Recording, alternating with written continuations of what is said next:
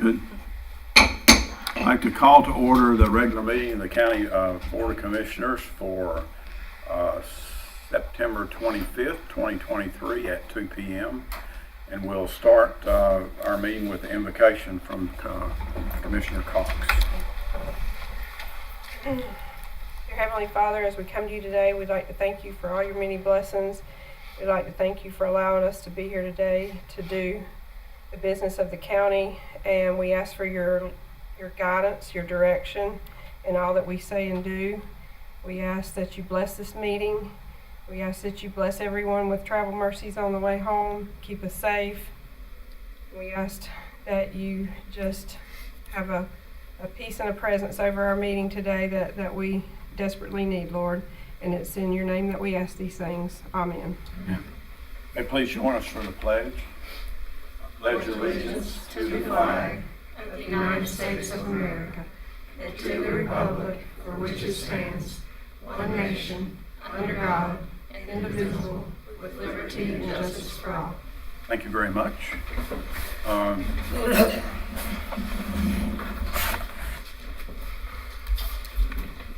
Okay, the next item on our agenda is approval of the agenda. Can I have a motion for that, please? Motion to approve. Second.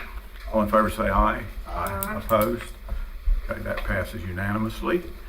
The next item on our agenda is public comments, and we have one speaker today, Mr. Stephen James. You can come up. You have 4 minutes. And stand close to them. That means I get 30 minutes. We'll be liberal with you today. But and stand close to that mic so everybody can hear what you're saying. Good afternoon, Commissioners. It's been a while since I've seen all of y'all again. I'm in town for the next week or so I thought I'd come to your meeting today. And one thing that came to my attention on Saturday, we were at the Republican Men's Breakfast, and Commissioner Cox brought up something about our property tax rate being so low in the county that we weren't getting all of the available funds from the lottery. I'm just kind of curious about that, as what it would take for us to be getting that money. And if it would be a thing to maybe raise those property taxes a penny a year for the next 5 years or 10 years or whatever it is, rather than raising them all at one time. Okay, so that was my biggest thing. Look, I think you guys been doing a good job. Y'all hadn't had to see me over here a lot. That's always a good thing. Thank you. Thanks, David. All righty. Next thing on our agenda is comments from the manager and commissioners, and we will start with Commissioner Mendenhall. Thank you, Mr. Chairman. It's good to see everybody here today. And to everybody that's watching on the live stream, which I hope it is many, many people, I want to say thank you for joining in with us today. It's a beautiful day.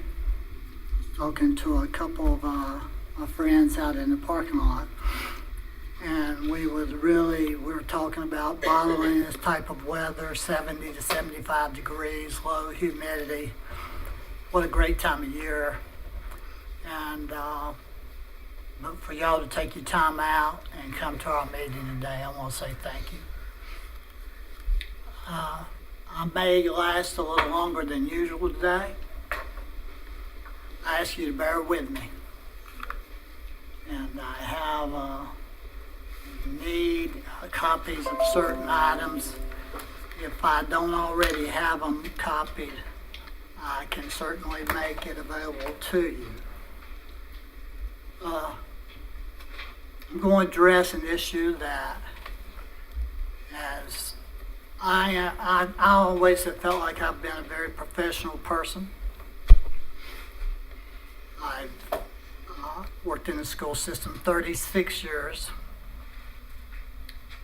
I was a principal at 3 schools, all in the northern part of the county. I was principal at Nancy Reynolds Elementary, Sandy Ridge Elementary, and North Stokes High School. Last one, North Stokes, I was there 7 years, so I was principal for 12 and a half years.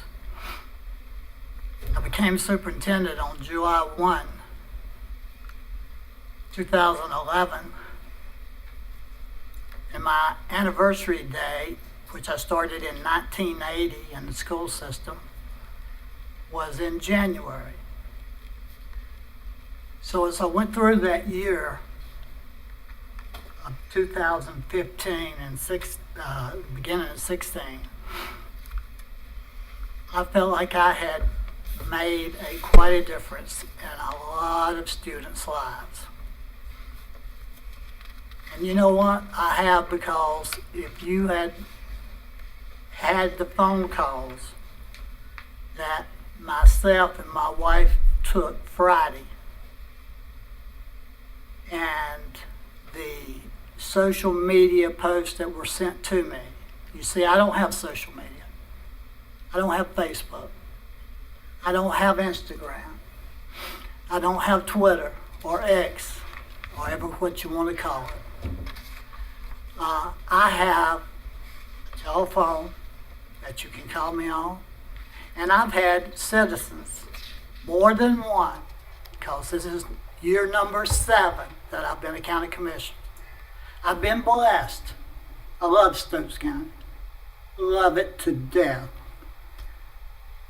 People feel comfortable enough with me that they will come to my house. I've had 2 constituents of mine in the Walnut Cove, Germantown area that came to my house after 10 o'clock at night to speak about an issue.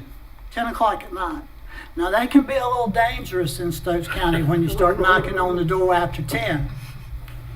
Be the first one to, I'm gonna have to just say, I'm gonna be the first one to admit, I'm a firm believer in the Second Amendment. And so when I come to that, if you knock on my door, ring that doorbell, and Sheriff Lemons has been in my house, have you not? I think he has seen a few of my pieces. I will have something in my hand if you knock on my door after 10 o'clock. Because my dad always told me when I was in high school and dated, he said nothing good happens after midnight. Well, you know, I've cut it down now as a commissioner. Nothing happens good after 10 o'clock when you knock on the doorbell. But we have an issue upon us, and some people rely upon what I call emotion. They use emotion to carry the day. And I use facts, which I have asked my group up here today. I called Amber over the weekend, and I requested several pieces of information. Did I not, Amber? Thank you for getting it together. Thank the finance department for their piece in this. And I'm going to let everybody in this county know the facts, because I've heard for the last time from one of those Board of Education members, and I know them all very well. Consider them my friends until you start at a meeting, ending a meeting saying that the reason we're closing schools is the fault of the county commissioners because they cut all this money. Well, we're going to set that straight today. Excuse me, man, because I'm getting ready to crank it up. Brad, I'm going to take a little bit of your time. It's okay. It's all right. I'll steal some from Keith. So the bad part about this was I felt for my wife. I felt for my wife because Friday, as most of you know, if you know me very well, I've had 2 massive heart attacks. And I'd had my 3-month checkup, and it was due on Friday to go see my cardiologist. Out of all days, my wife was stuck at home by herself. And when I got home, she looked at me and she gave me that look. I don't know if you know my wife's mom and dad, but her father was Bailey Stevens, who passed away. and Nell Stevens, who lived in that house right next to Lions Park. And they were big, especially Bailey, big Republicans. But my dad and father-in-law told me when I ran it first time, I never forget calling Virginia Smith. And I said, Virginia, thinking about, I just had retired from superintendent. And I got a little bored, can you believe that? Superintendency is a busy job.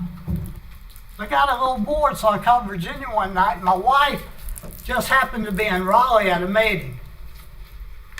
She didn't even know I called Virginia.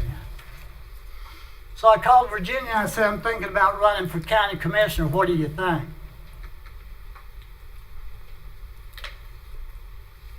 Virginia said, I think it'd be wonderful.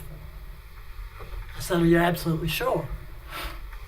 Now, Virginia, I'm not holding back today, so you hang in there with me, because I said, well, is there any reason I shouldn't run?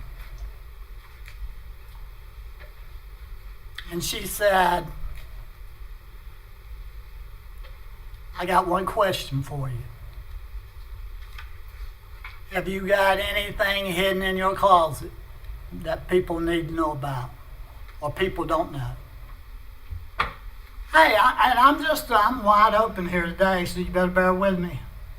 I said, I've been divorced one time. I'm in my second marriage. And I said, if that'll prevent me from running for office, I said, first of all, I don't think we'd have anybody in Washington, D.C. left to be in Congress or the Senate probably, but if that will keep me from running for office, I'll hang the phone up right now and it'll be all over. I won't run at all. Your exact words were, if that kept you from running for office, Stokes County wouldn't have hardly anybody in office. I didn't ask for that comment. I was given that comment. Had a big group that year. I think Rick remembers how many ran in 2016, my very first time, because you were still the county manager, weren't you, Rick? And I know Brad doesn't know, because were you here in 2016? Yes, sir. Coming here in 2015 full time. Okay. So I went to, she said, why don't you come to the Republican executive meeting tonight and announce it there? Well, there were a few people wanting to run that year. And at the end, Virginia said, I think Ronnie Mendenhall has something he wants to announce. And I stood up and I said, after long, thoughtful deliberation, I've decided to run for county commissioner. I said, I've run for up the county and the schools for 36 years, and I feel like I've really done a good job. I said, I left North Stokes, I felt like in great shape. And then I went to the superintendency, and I felt like I left them in great shape. 36 years, and then on May the 16th, Governor McCrory presented me with the Cardinal Award, which is for anybody that serves 35 years of public service and have been recommended by certain people, and it's hanging on the wall at home. And so I ran. Blessed, I was the #1 vote getter in the Republican primary, finished first ahead of Jimmy Walker. And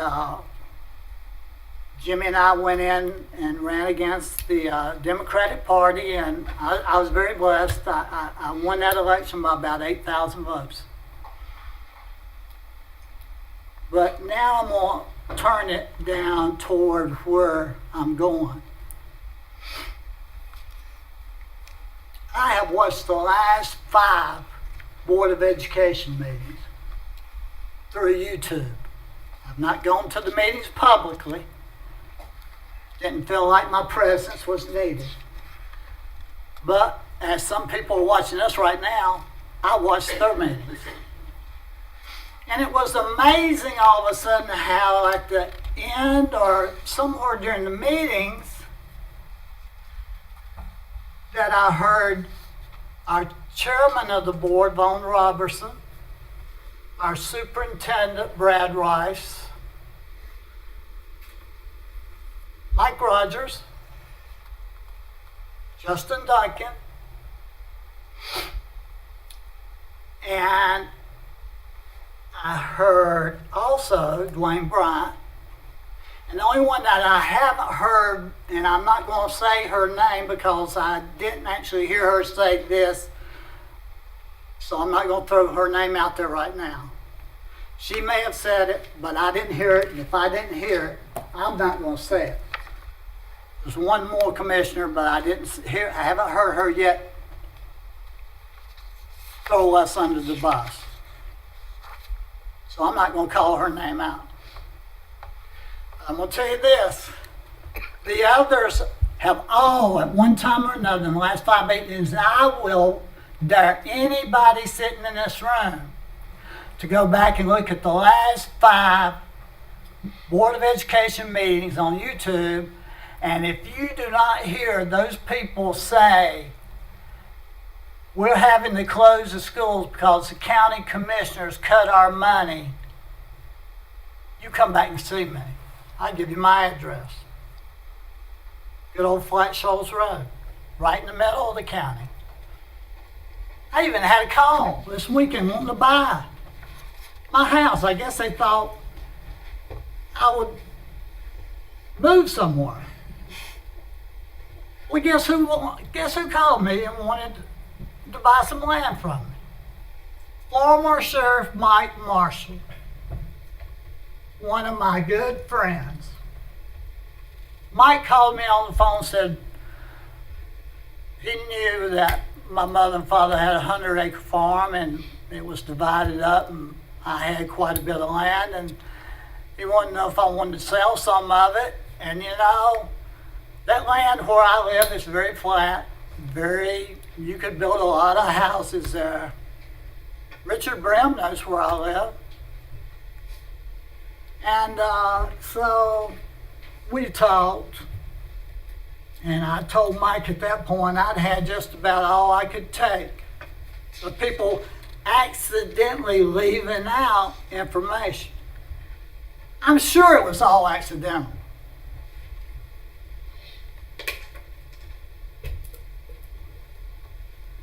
We weren't giving them enough money. Well, when I was superintendent of the school system from 2011, I started July 1, 2011. I retired January 31st, 2016, because as I told you, January was my anniversary date. So there was no use to roll through another year if I didn't feel like I was, at that point, I had busted my tail and done what I thought. I couldn't tell you everything. When North Stokes High School went to the state basketball championship in 2005-06 school year, I was the principal at North.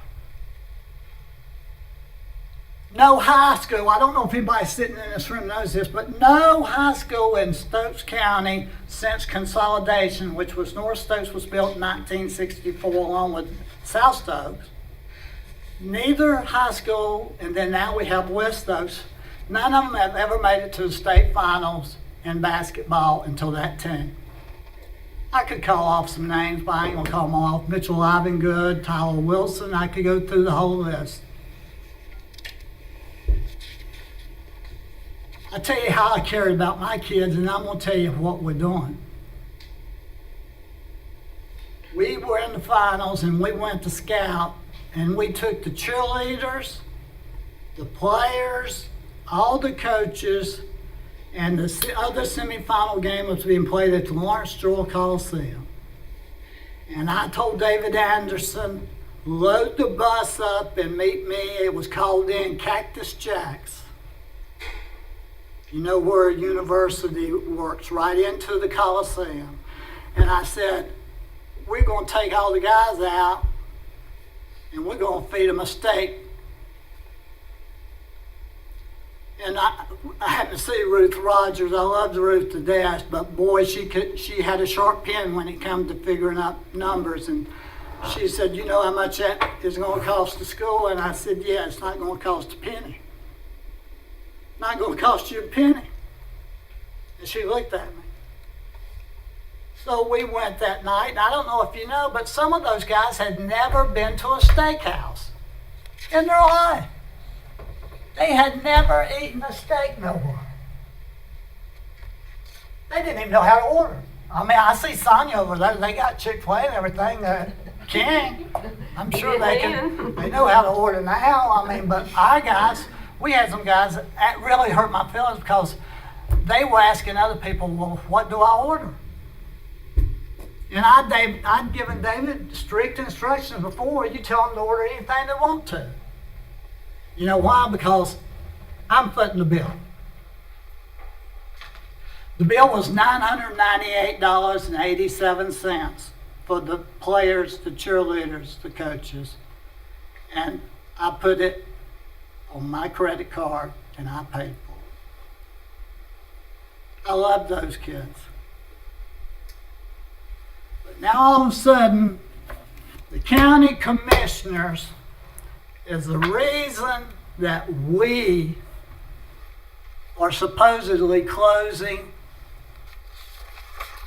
3 schools. Now this took a lot of time thinking this thing through on their part to put it back on the county commissioners. But guess what? I have forgot more about education than some of those commissioners and people working down there has ever thought of. Because, you know what?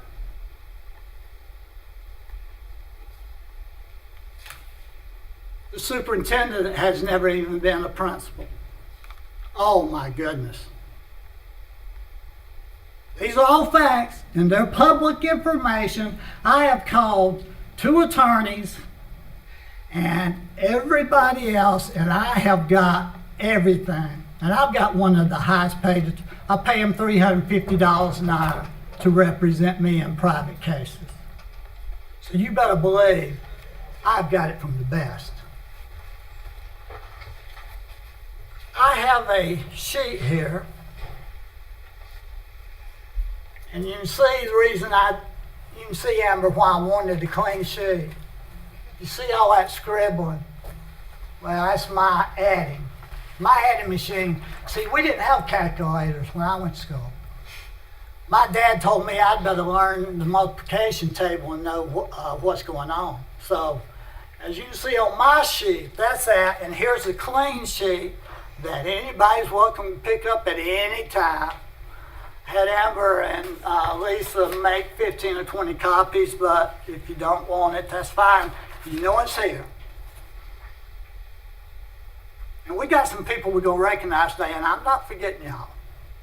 Because y'all are very important. Our employees are important to us. In my 4 times I came up here, and Rick can verify this, we were in sort of a tight spot in the county during those years. And I knew that, but I had to do my job as superintendent and come and ask for money. But do you know that one year we only received the school system, and Rick can verify this along with Amber, she can pull it up. Sonia was on the board. We only got $200,000 for capital outlay. I want you to remember that number. $200,000 for capital outlay. Well, I walked out of the room out here, and Jamie Yachts and Sonia and them was standing out there, and I said, "I'm sorry, I did the best I could, but you know, I'd known Leon and Ernest and James and the whole group for a long time, and they were in sort of a tight spot. So I'm smart enough. My dad taught me common sense. In fact, he told me that if you never lie or steal and you use your common sense, you'll make something out of yourself. And buddy, my dad fought in Korean War, won a Bronze Star, and you knew not to talk back to him. Richard, I'm sorry I wasn't able to make it Saturday. I was coming, and this had got me so worked up. I got sick Saturday. Richard had a family member pass away, and I was going to the funeral because I graduated with her. Went through school all 12 years with her, Richard. Taught the world of her. So remember the fact that one of the 4 years that I came up here and worked the budget for the school system, we only got $200,000. Well, on this sheet, if any of you want one after the meeting's over, it tells the school current expense funding and the school capital outlay funding. It tells what they requested and how much we gave them. So just remember in the back of your mind that on the capital outlay funding, 1 year we had to get through with $200,000. $200,000.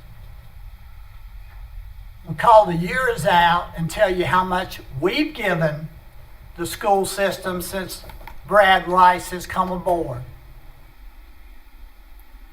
2017-18, we gave them $1,500,800. 18-19, we gave them $1,780,000. 19-20, we gave them again $1,780,000. 2021, we gave them $1,524,000. Guess what they asked for that year where the drop was? Their request was $1,524,000, and we gave them $1,524,000. 21-22, they asked for $2,122,600. Guess what we gave them? $2,122,600.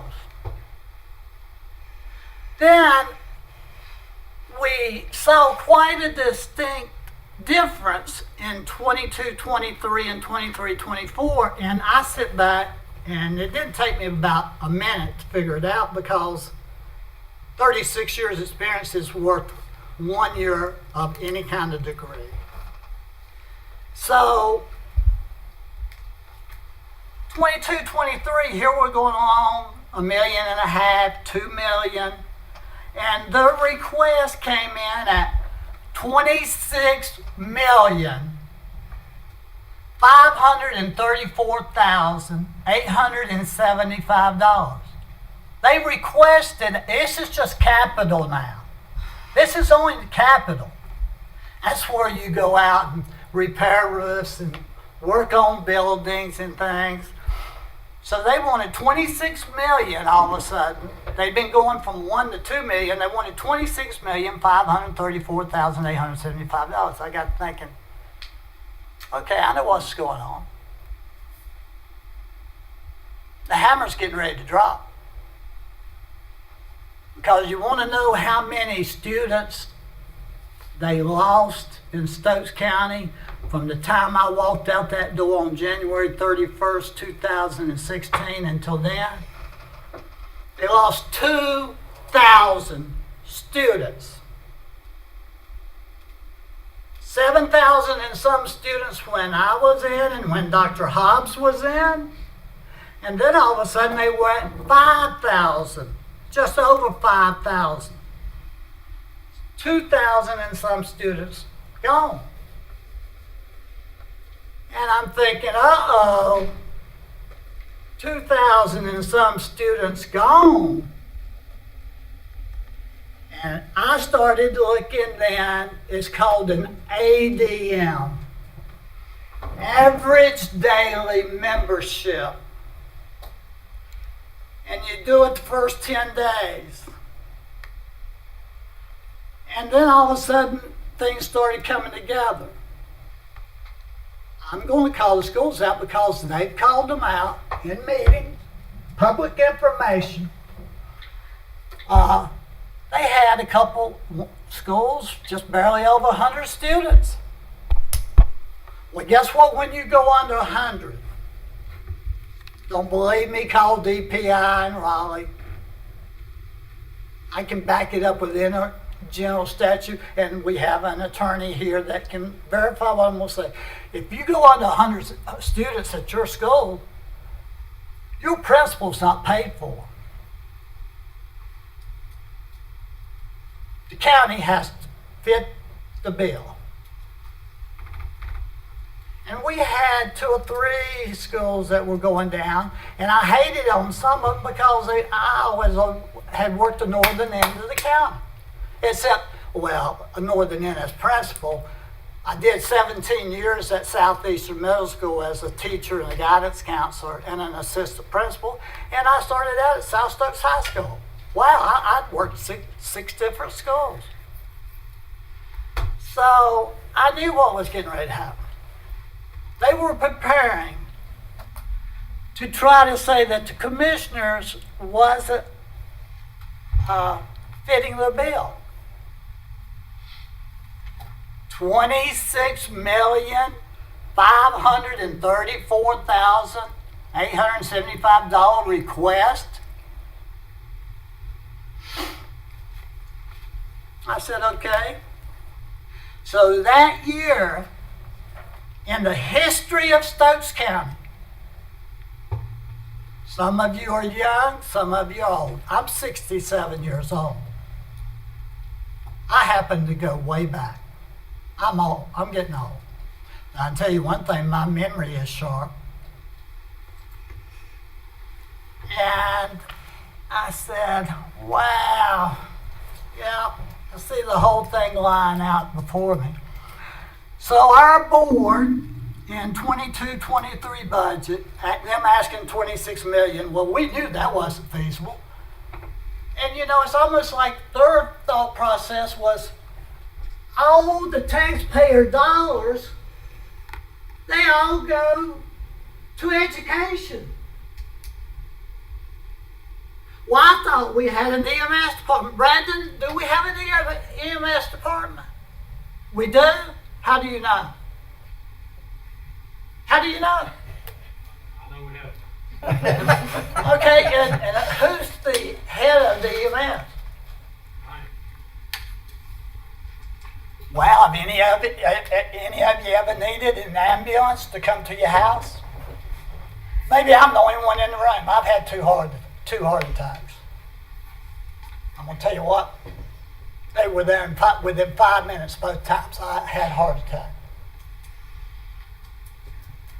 We got a search department. I mean, I thought we did. Is your name Joy Lemons back there? Yes, sir. Joy Lemons. And Joy, what do you do for a living? You're the sheriff? We got a sheriff's department? So, do we give them any money? Do we give y'all any money? Yes, sir. You mean us 5 commissioners give the sheriff's department money? And it's not all going to the education? Wow. I'll tell you what happened to one of the phone calls my wife said she took. It was a gentleman, and she was very nice to him. And he said, I went to the public hearing Thursday night, and there was a Mr. Rogers that said, if you don't want your schools to close, then you need to call the county commissioners and ask them why they cut all this money. So my wife said, sir, do do you know that there's more departments in the education department? And he said, well, yeah. She said, have you ever heard of EMS? Yes, yes. Have you ever heard of the sheriff's department? Yes, yes. Said, well, guess where some of your property taxes go? It doesn't all go to education. He said, and this is a true story. I'll have the phone company pull up the phone if you don't believe it. He said, do you mean that all our taxpayer dollars don't go to education? All of our county taxpayer dollars don't go to education. Well, gee, Amber, how many departments? You're the county manager, aren't you? Yes, sir. How many departments do we have? Approximately 20. We have almost 20 departments. And how is one of their main sources of funding? Do we offer them any of our money? Property taxpayers that pay their taxes every year, doesn't part of that go to funding that? It does. Woo! Well, I'm glad I got that straight. So then on 2023-24, and this is key, and I think Mr. Morris will appreciate this one.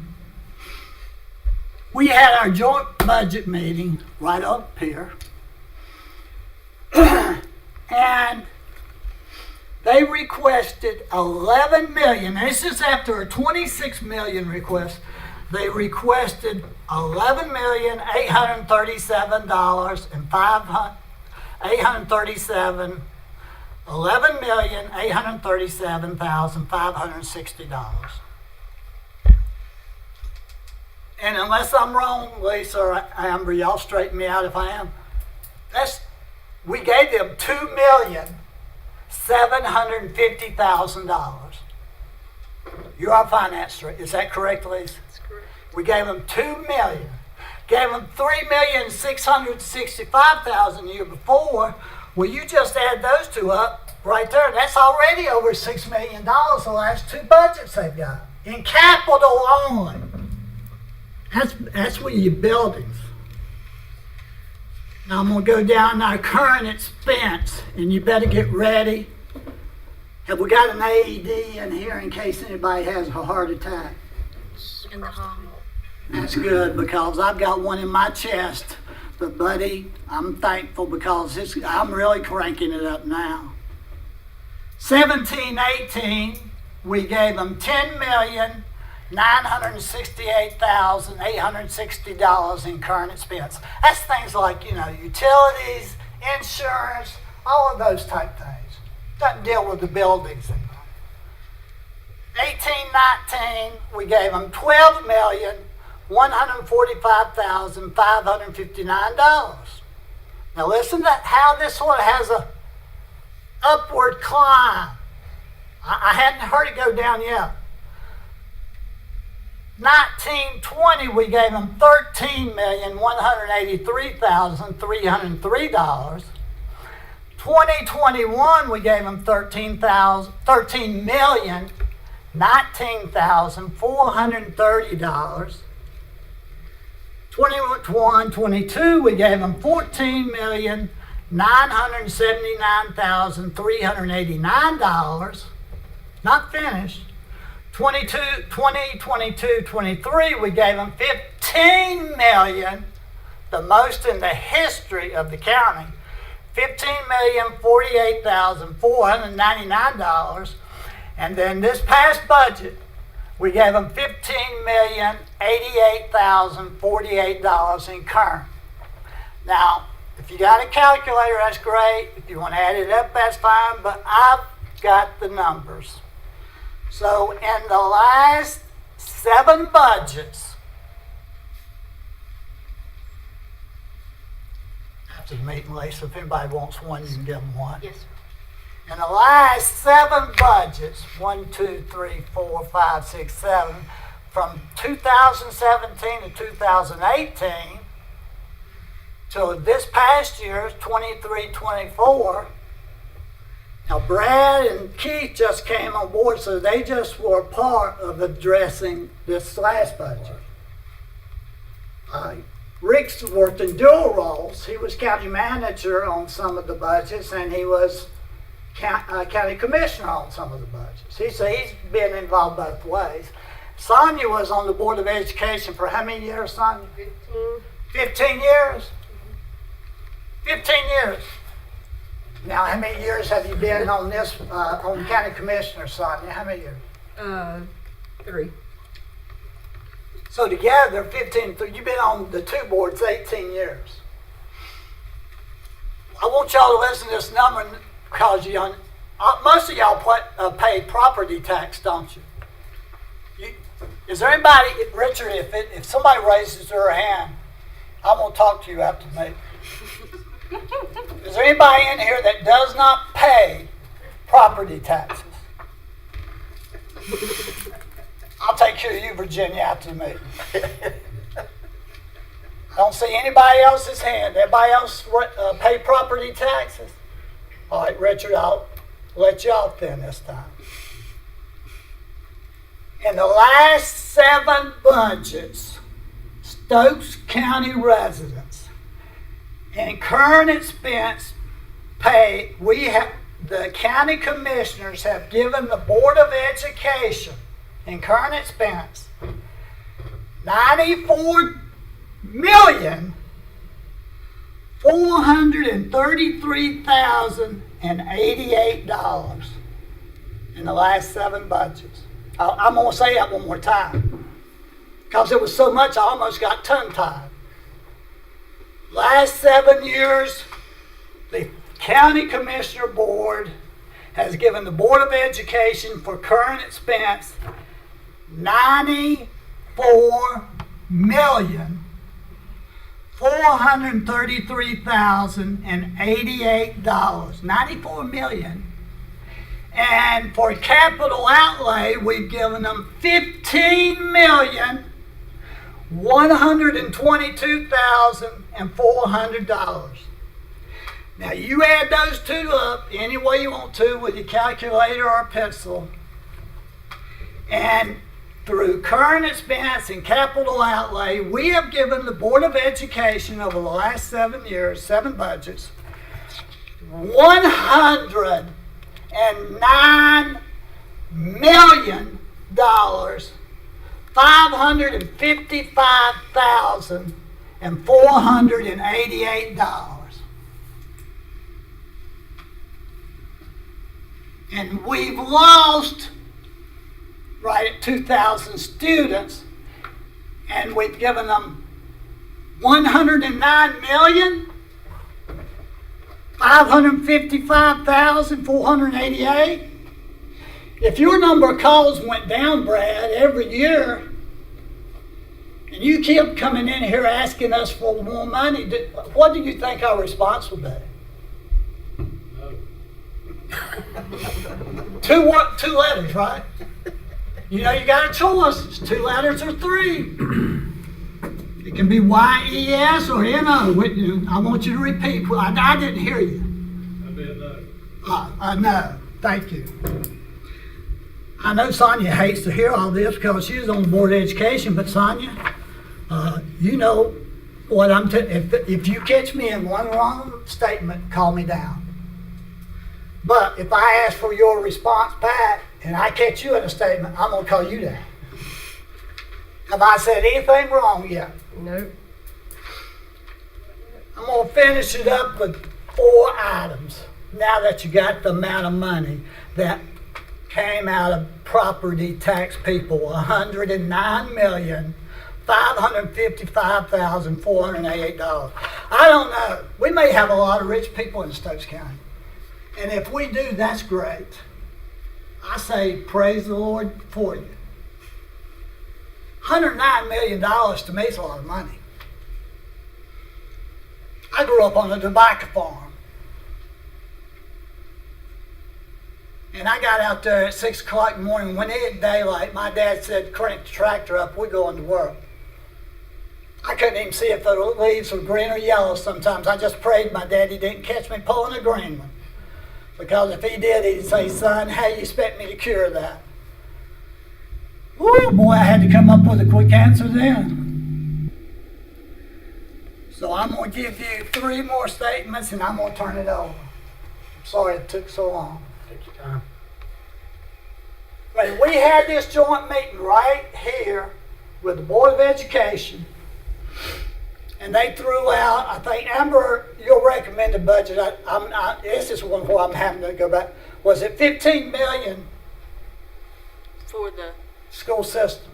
that sounds right, yes. If it's not, anybody can call you and get it, right? Yeah. Or they see the one. So we're sitting there, and of course, they want more money. Everybody wanted more. This was a tight year, wasn't it, Mr. Chairman? Definitely. Was this not one of the tightest years we've ever been in? Yep. Because I want everybody in this room to know that if our fund balance here goes under 8%, do you want to know what happens? The state takes over the handling of our finances. Ms. Attorney, is that correct or not? If we go under 8%, we no longer have control over how we spend our money, do we? The state tells us how to spend that money. Well, we were just over 11%. And so we just didn't have money to keep throwing out. But you know, I guess they thought that Mr. Mendenhall was getting dementia or amnesia or something, because when we had that meeting in here, they were telling their reasons why they needed more money. We were telling them that we had a tight budget year also, and we gave our reasons of how we had to be careful. And guess what? I guess they thought that, oh, Mr. Mendenhall has been out of education 7 years. He doesn't remember one big thing. That one big thing is a fund balance. Do you know what a fund balance is? A fund balance to you is like a savings account. So there they are giving us the last pitch, and you can ask any of the other 4 commissioners. I looked at Vaughn Robertson and Brad Rice, and then they had been directing a lot of the finance questions to Ms. Lynette Moore. So I looked at Mr. Chairman, our chairman, Rick Morris, and I said, Mr. Chairman, he said something like, we're getting ready to wrap it up. Does anybody else have any questions? And I raised my hand. I said, I have one more question. How much money do y'all have in your fund balance at the school system? How much money do you have? Like savings account, fund balance. And one of the county Board of Education members' face turned so red when I asked that, because he knew that I just caught him not wanting to volunteer that information. We had to ask it, and I knew to ask it. I knew to ask it. You know why? I'll tell you how much money they got in there. When I was superintendent, we never had over $500,000 in fund balance. Guess what amount they had? I'll tighten my belt up before I come up here today. Mike, come back to the mic, Mike, Ronnie. I'm sorry. They had $2.8 million in their fund balance. And I'm looking at all the commissioners. Am I correct? Yes. Yep. $2.8 million in their fund balance. I would have run up and down Danbury streets if I'd have had 2.8 million in savings. I've never had over 500,000. Well, that caught them off guard. They didn't want me to ask. They didn't want any of the five to ask that question, because they knew. Oh my gosh. Oh, I can't believe Mr. Mendenhall asked us that. 2.8 million. Now the next thing I'm going to tell you, you're not going to believe. Some of these numbers may be outstanding, but you're not going to believe the next statement. Some of you know it, some of you don't. So we gave them 15 million in some in current, 2,700,000 in capital. Well, that's 17,800,000 some thousand dollars we gave them this year in current and capital. Well, listen to this. Brad, have you ever heard of the word accountability? I preach it every other meeting. I think you do. Keith, you've heard of accountability, haven't you? I've heard it. Sonia? Yeah. Mr. Chairman? The word accountability means you better be able to explain to us where that money's going or what's happening. But there's a loophole. Lo and behold, Miss Attorney, you know more what I'm getting ready to ask you. Not true. We gave them this many millions of dollars, but when we write them that check, or we give them the amount of money that we gave them, 17 million and some. When we give them that money, see, they come up and tell us all the reasons. They come up and tell us all the reasons they need the money. Did they not? I mean, they had the list of reasons. Well, guess what happened? Guess what the state law says about that? I'm going to tell you. And then you're going to really wonder what about accountability. Brandon, when we work with EMS and you say you need a new truck, we pretty much hold you accountable, don't we? Yeah. Joy, whether it's a jail or whatever, don't we want accountability out of that? Yes. Well, it just so happens that the state law in North Carolina is this. We make a final decision, us 5 commissioners, of how much money we're going to give them for that year. Current and capital, add it together, and then we have to cut them a check or ever what payment method Lisa uses. We give them all that money. Well, guess what? Now, are you ready for this? Once we give them that money, they are not held accountable on how it's spent. We cannot demand for them to tell us what they spend it on. We give them the money, they can spend it any way they want to, on anything. And we can't make them tell us how they did it, can we, Brad? Can we ask them? We can ask. We can. Are they demanded to tell? Miss Attorney, look at them. Do they have to tell us what they spend it on? No. Thank you. So they might say, we're going to spend $500,000 on a roof at Germantown and never even work on the roof at Germantown and take that $500,000 and spend it on some windows at Nancy Reynolds or Pinnacle. They can spend it any way they want to, is what I'm saying. And we can't hold them accountable. That's a big word to me, accountability. And we can't hold them accountable, can we, Mr. Chairman? You really know, as far as when we give them that money, they can spend it any way they want to. That's true, yeah. Thank you. I asked Rick because he's been in both roles as county manager and county commissioner. I'm gonna give you three last things, and I'm sitting down because I'm getting tired. COVID money. COVID, COVID.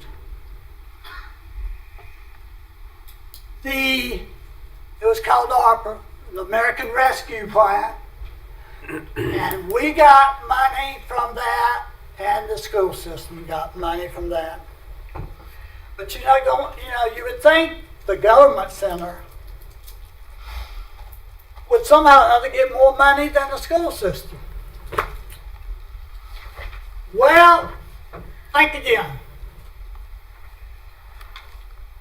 COVID money, American Rescue Plan money. The school system, I want you to hear this. The school system received a total of $18,277,000 in COVID money. $1,595,000 of that came from the state. $16,682,000 of that came from the federal. So the school system got $18,277 in COVID. And the county, you would think we would get more with 20 departments. We got 8.8 million, didn't we, Amber? Yes, sir. 8.8, am I right? Yes, sir. And they got 18,277,000. And the school system still was asking for money after all this we've given them. So what did we turn around with our 8.8 million? Were we gracious enough to give them some of our COVID money? Yes, sir. Can you tell the audience how much we gave them extra now at this point? $843,905. Did y'all hear that? They'd already got almost 10 million more than us. We turned around to help them out, supposedly, and gave them another $843,000 and some odd dollars, correct? Out of our COVID money. Yes, sir. I don't know what y'all think, but I'm going to give you one last stat. Getting tired. I know the other four are saying, thank God Mr. Mendenhall's about wore out. We are saying that. Got pretty good endurance. The last, and you know what? I'm from Stokes County. I'm just a good old country boy. Raised on a 100-acre tobacco farm. But thank God we didn't plant 100 acres. My daddy would have really wore me down. We only planted about 15 acres of tobacco. We planted corn, soybeans. Went to Carolina. Somehow the good Lord blessed me with a brain good enough I got to Carolina. Oh, anybody that hates Carolina, that's fine. Anybody that loves Carolina's fine. You like Duke, great, stay. My brother went to stay. I'm going to finish it up right here. My mom and dad used to pull for Carolina all the time. Then when my other brother went to state and graduated, my mama would pull for state on ball games and my dad would pull for Carolina. And my mom and dad would get into it over ball games because I went to one school and they went to the other. But I think you need to know this last number because I've got it. I gave my word to about 20 people over the weekend that I would give this out.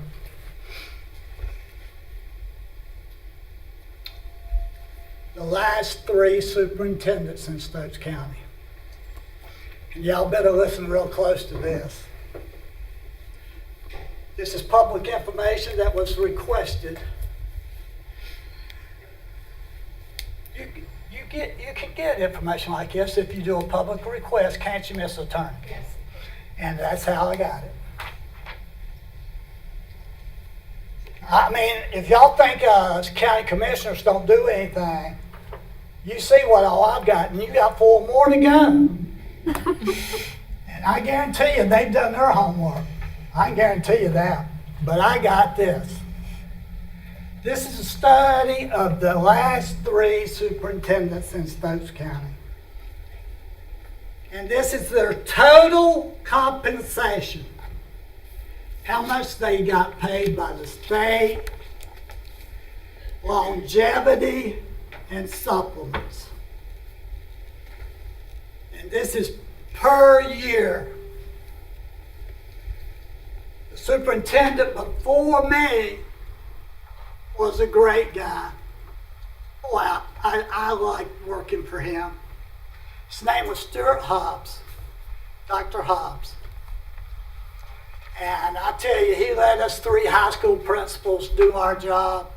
He didn't interfere, and we went to town. I was principal at North Stokes. Rich Picard was at South Stokes, then Rick Manier, and then they had Tony George, and then Kevin Spainhour. Dr. Hobbs' total compensation per year was $140,909 per year. $140,909 per year. Now, I don't have my doctorate. If you have your doctorate degree, you make a little over $3,000 a year more than a person without a doctorate degree. The exact number is $3,036 a year more if you have a doctorate versus no doctorate. I didn't have a doctorate. There's 2 ways you can be superintendent. You can have your doctorate, or you can have been a principal for 5 years and have no problems. So I followed Dr. Hobbs after making $140,000. I was a Stokes County person. I paid property tax. I didn't want to hurt the county asking for a lot of money. So what I made, my highest year, and I went 4 years and 6 months, my highest year, and you can double check it, all it takes is the request for information. My highest year I got paid was $116,852.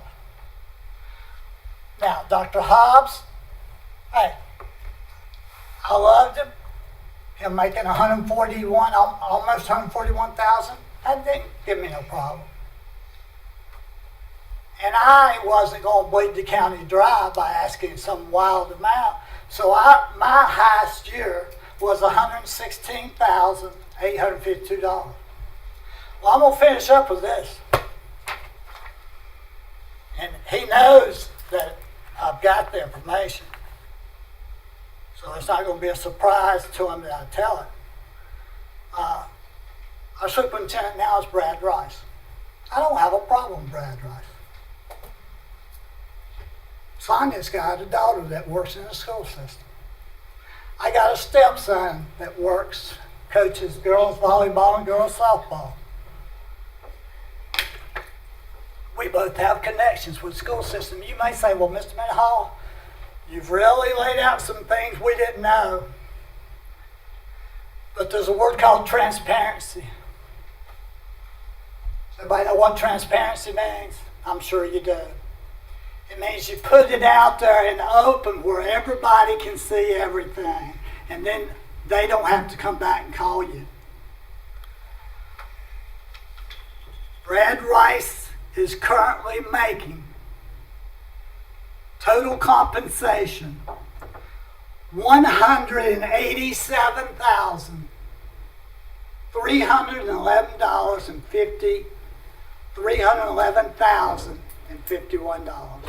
And I'm going to go over that again so you didn't misunderstand me. Dr. Hobbs' highest year was $140,909.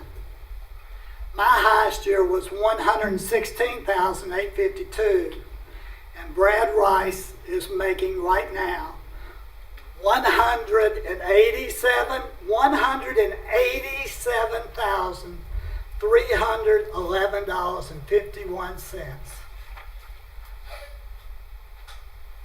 I hope everybody in here lets all this sink in to those Board of Education members that told you to call a county commissioner that it was our fault that the 3 schools are closing. I think after you've heard what I've had to say, and I've got documentation to back it up, and if you want a copy of this, Lisa will give you one after the meeting, or Amber.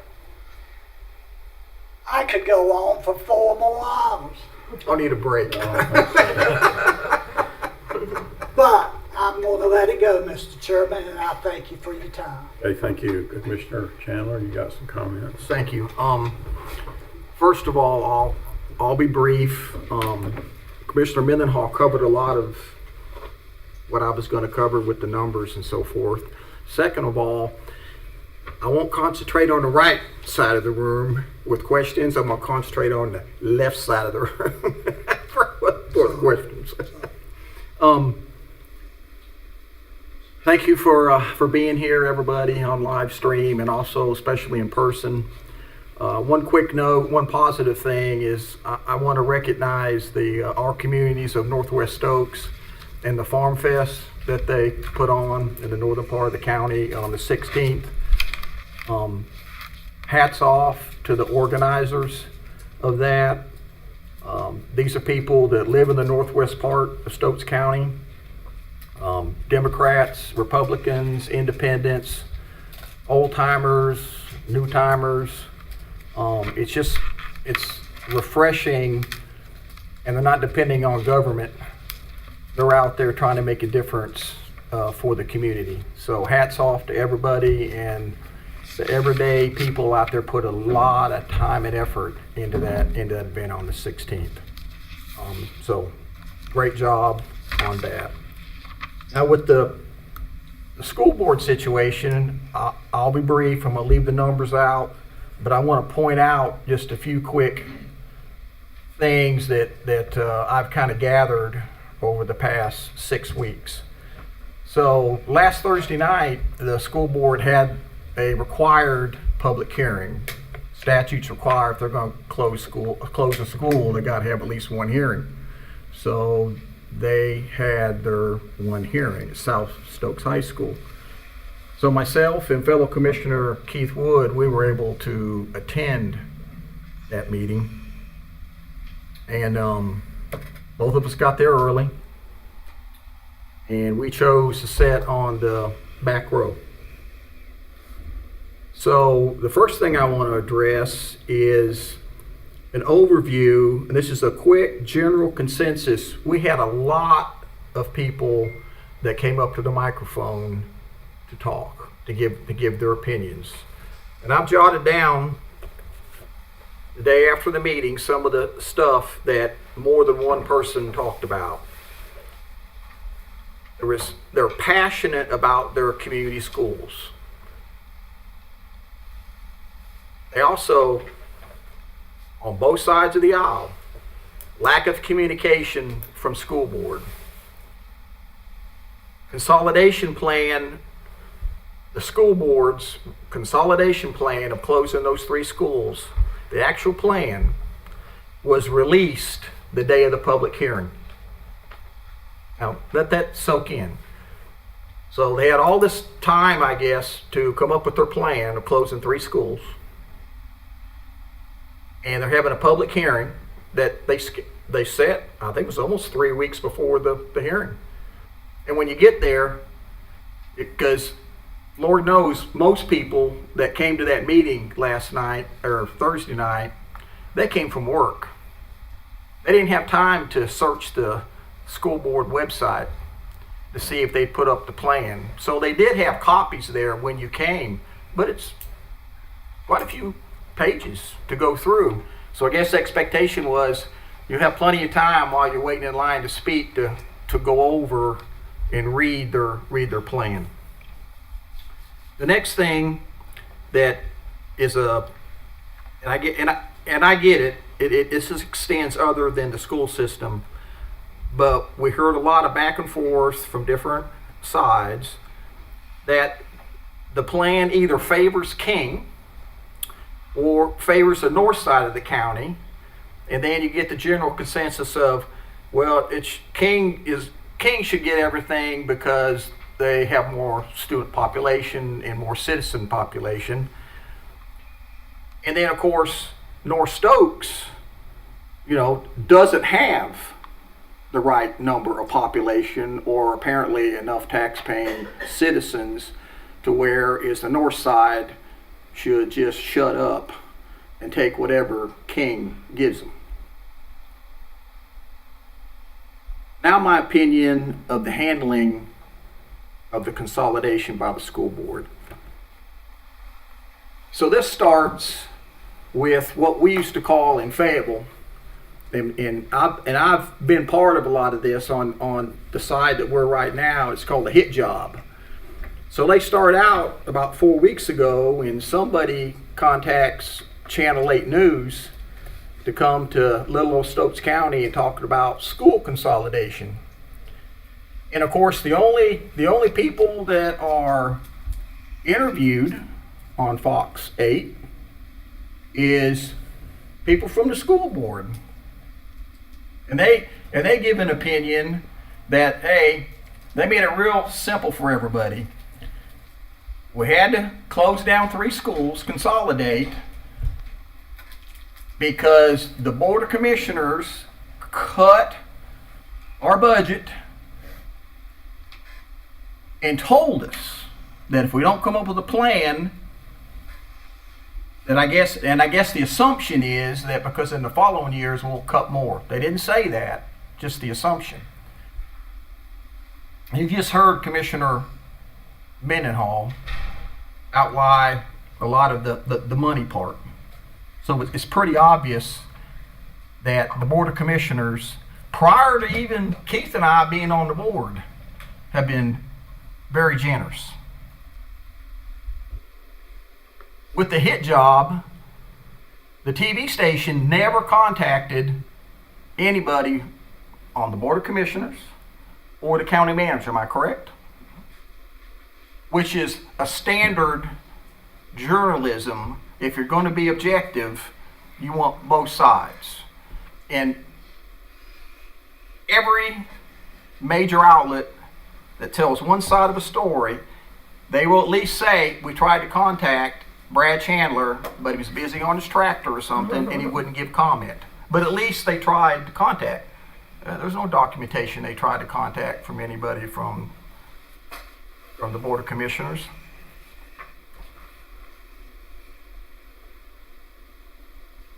We also need more than one public hearing, the school board.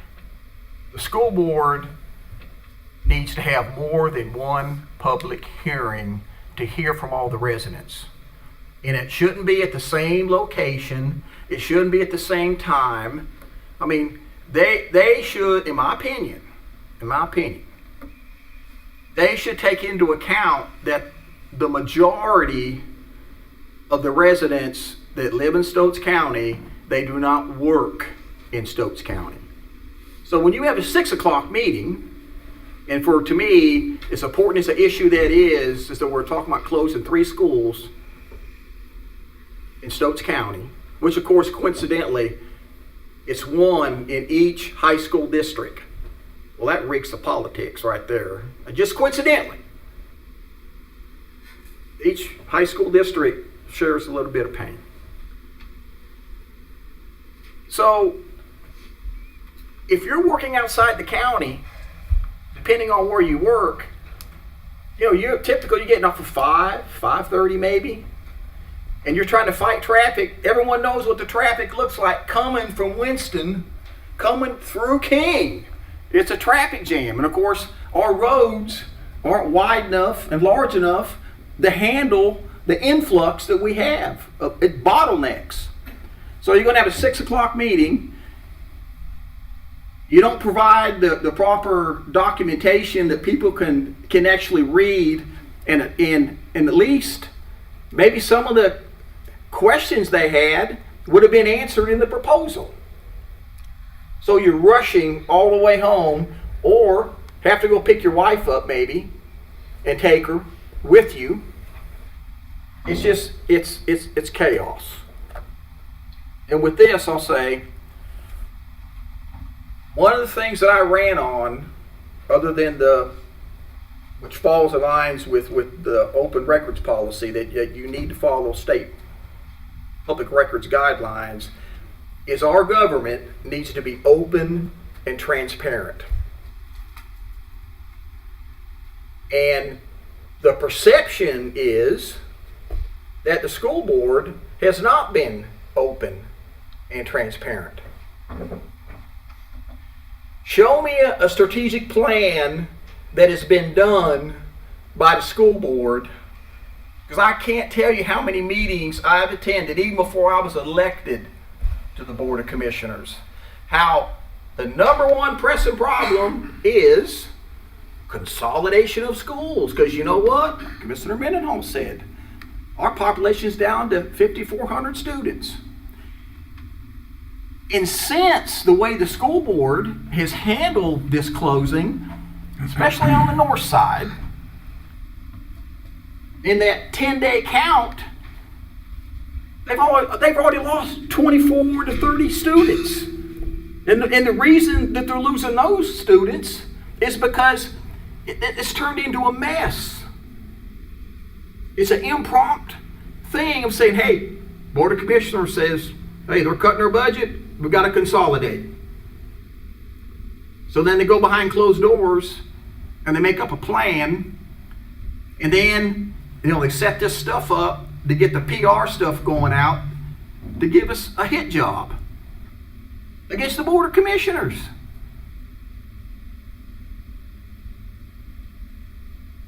Umpteen years they've been talking about consolidating schools. But now all of a sudden, in 2023, oh God, they're telling us we got to consolidate schools. We need a plan. If you run a business like that, you'll be bankrupt a long time ago.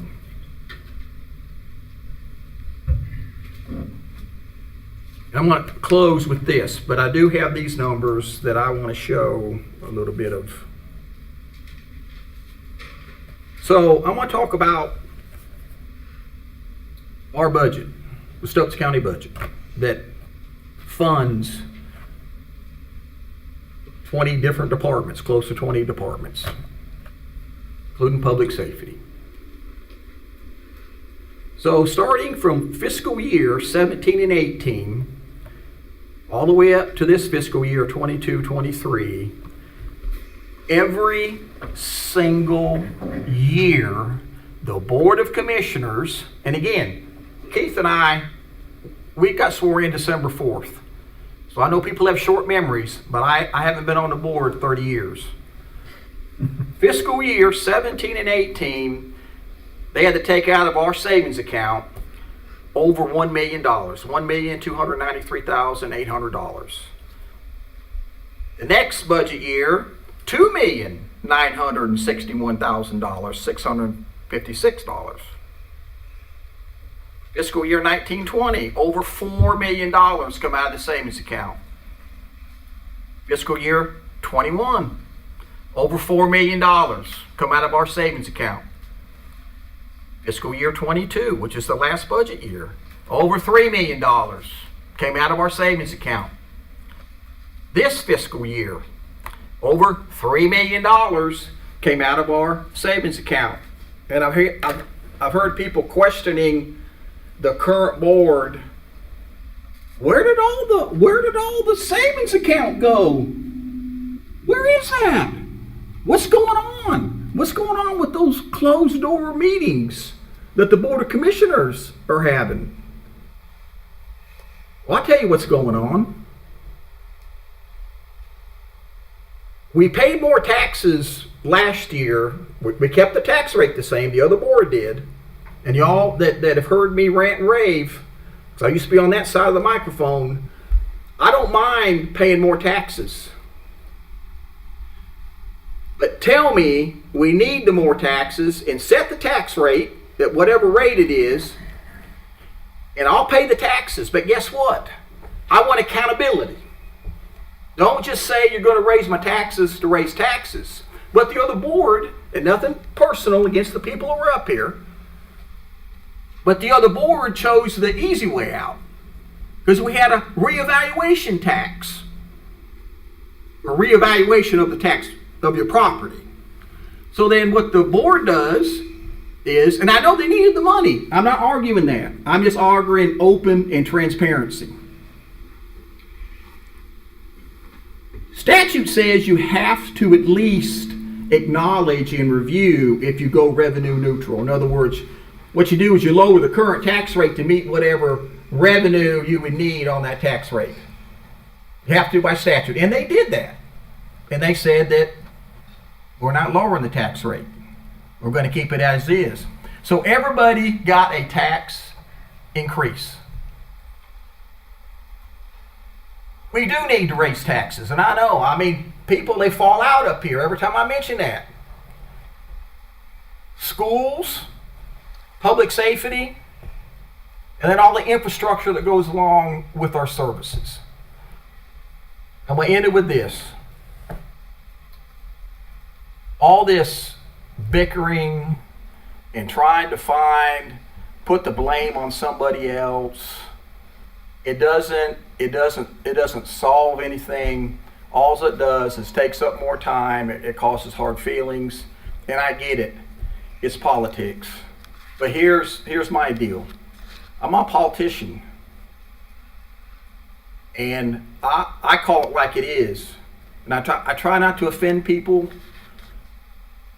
but I believe in accountability. It's tax dollars, whether it's for the fire department, whether it's for EMS, whether it's for the sheriff.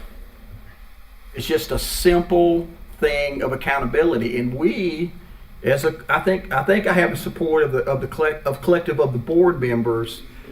We're going to move towards, number one, strategic planning, and number two, we're going to provide the statistics and gather them, and then the taxpayers will know what the main problems are here in Stokes County, and we need to funnel the money to where the need is. But guess what? You can't just hide money and then continue to ask more from the board and then see what the common response is from the school board. And again, it was in our work session. It's taped. It was, you're penalizing us for saving the money. Like we're being real efficient. I got news for everybody, and I've said this many times up here. If you work for the county and you're a department head, you're not doing me a favor by turning tax money back in, or that you got from the county board of commissioners that you didn't spend. You're not doing me a favor. You're doing your job.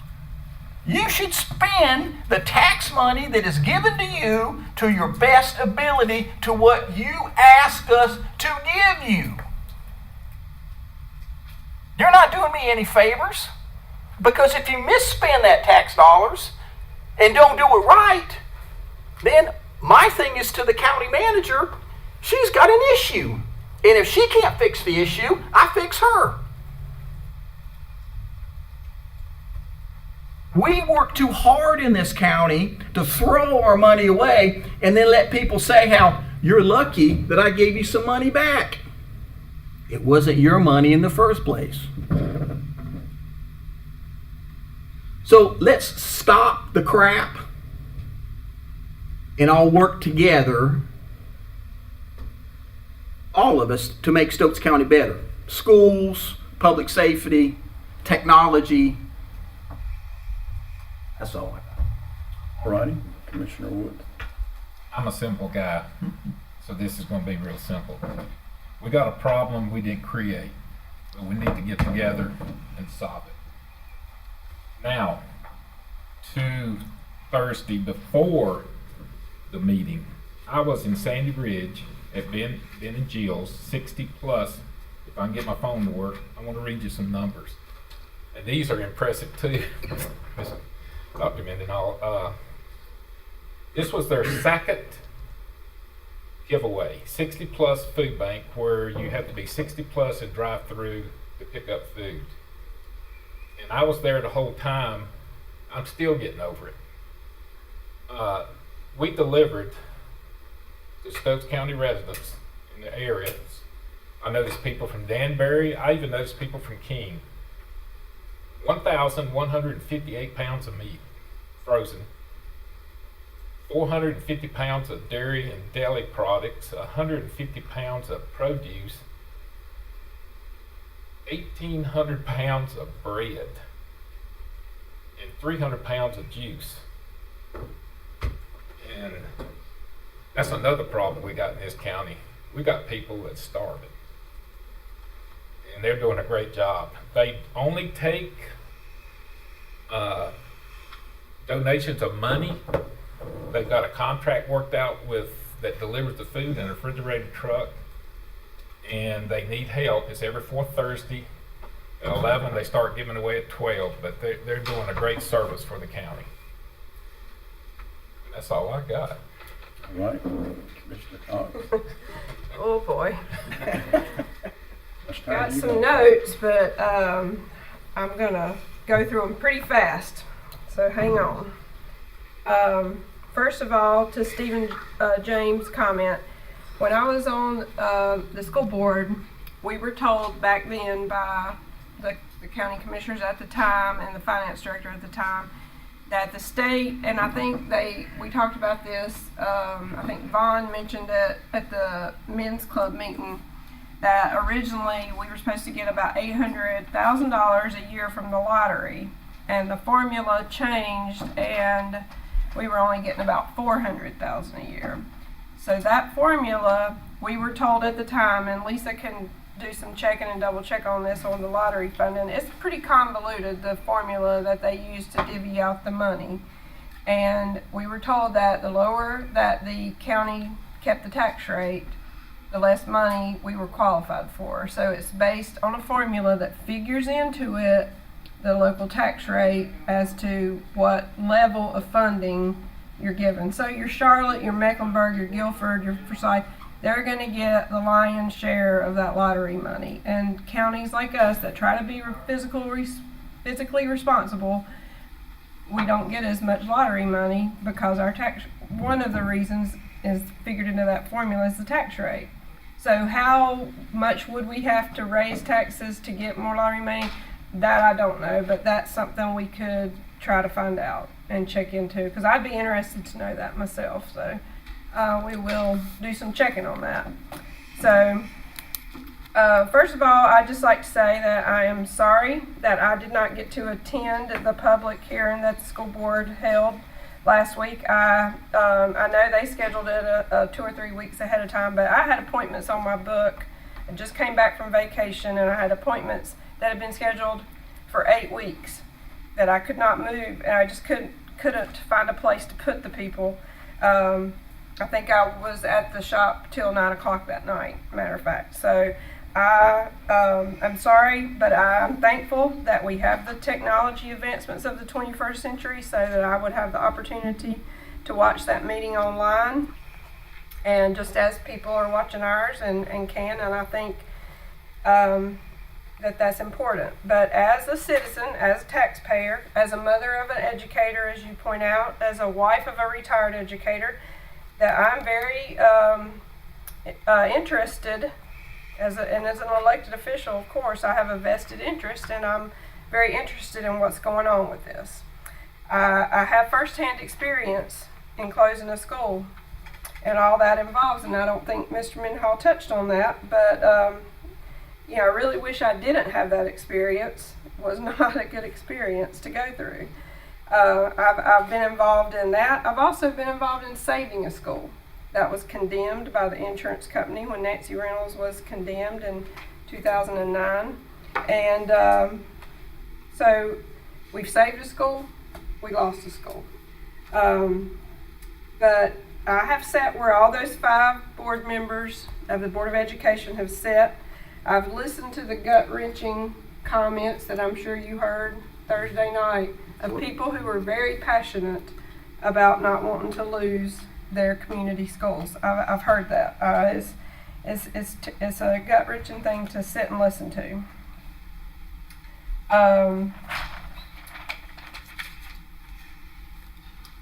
It's also difficult to sit here as a county commissioner, as we have been, and be blasted by the comments by, I think, well-intending people who've probably just been lied to, misled, maybe confused on the facts. They don't have the actual facts, and that's one thing I'm trying to bring out in my comments is some factual information.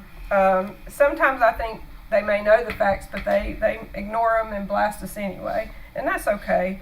You have to have a thick skin to do this job.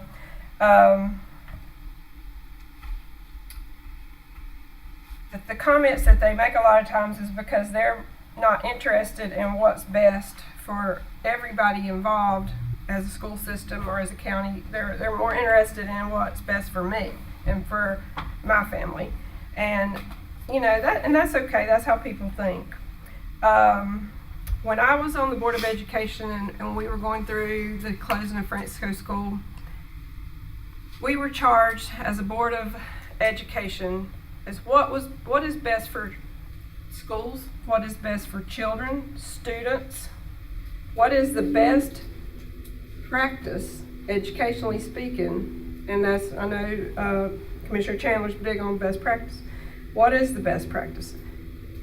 We were the experts at the time, and we relied on the expertise of even more experts that we hired at the time to help us figure that out, as this school board has.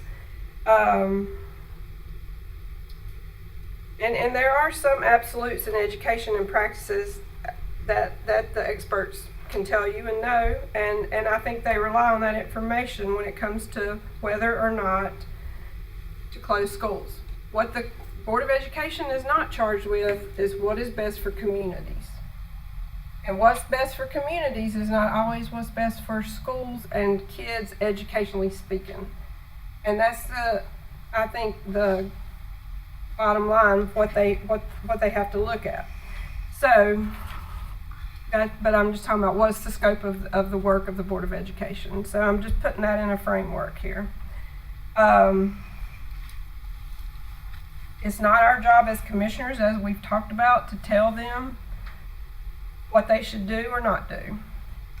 But at the same time, we don't like to get blamed for things that are not in our scope of work. And I think the case has been made and clearly stated that we give them the money, and we give them a generous amount of money over the last, if you just want to go back 7 budgets, as Mr. Mendenhall did. And they're not required, as you said, to tell us how they're going to spend it. I do think that as Commissioner Chandler stated, we need a strategic plan. We do need to look at 5 years, 10 years, 20 years. We need to look at what's sustainable. And we're only, I know we're not all going to be here probably in 10 years, but what can we do to lay that groundwork that we can build upon? And I feel like that, that's part of what I think the Board of Education, giving them the benefit of the doubt, is trying to do is, in consolidation of schools, is to start laying that groundwork. So what we can do as a governing body to support that, or to do or not do with that, is to decide if we're going to raise taxes to help them with that plan, if it's to build new schools or to consolidate schools, to renovate schools. But also we've got to look at what is fair to the whole county and to all the taxpayers.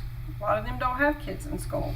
A lot of them are hungry, as Commissioner Wood just stated. Current tax rate is 66 cents. The facility plan that we looked at a little over a year or two ago with all the schools said if we brought them all up to where they should be, it would cost $90 million. Do we have that? No, we don't. What would a tax increase look like to fund $90 million? 10, 14 cents, maybe more. I don't know. I mean, we can figure that out.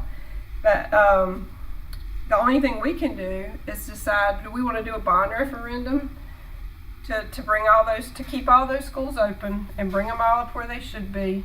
Do you want a $90 million bond referendum and raise taxes 14 cents? I'm just throwing that out there. Would that pass? I don't think it would, but it might. But if that's what the citizens wants us to do, the school board hasn't asked us to do that. But, you know, that's one thing you can possibly look at. I'm just throwing stuff out here. That's a scenario. That's all I'm saying. There's just been several misconceptions that I think that what we're trying to do today here is clear up some of those.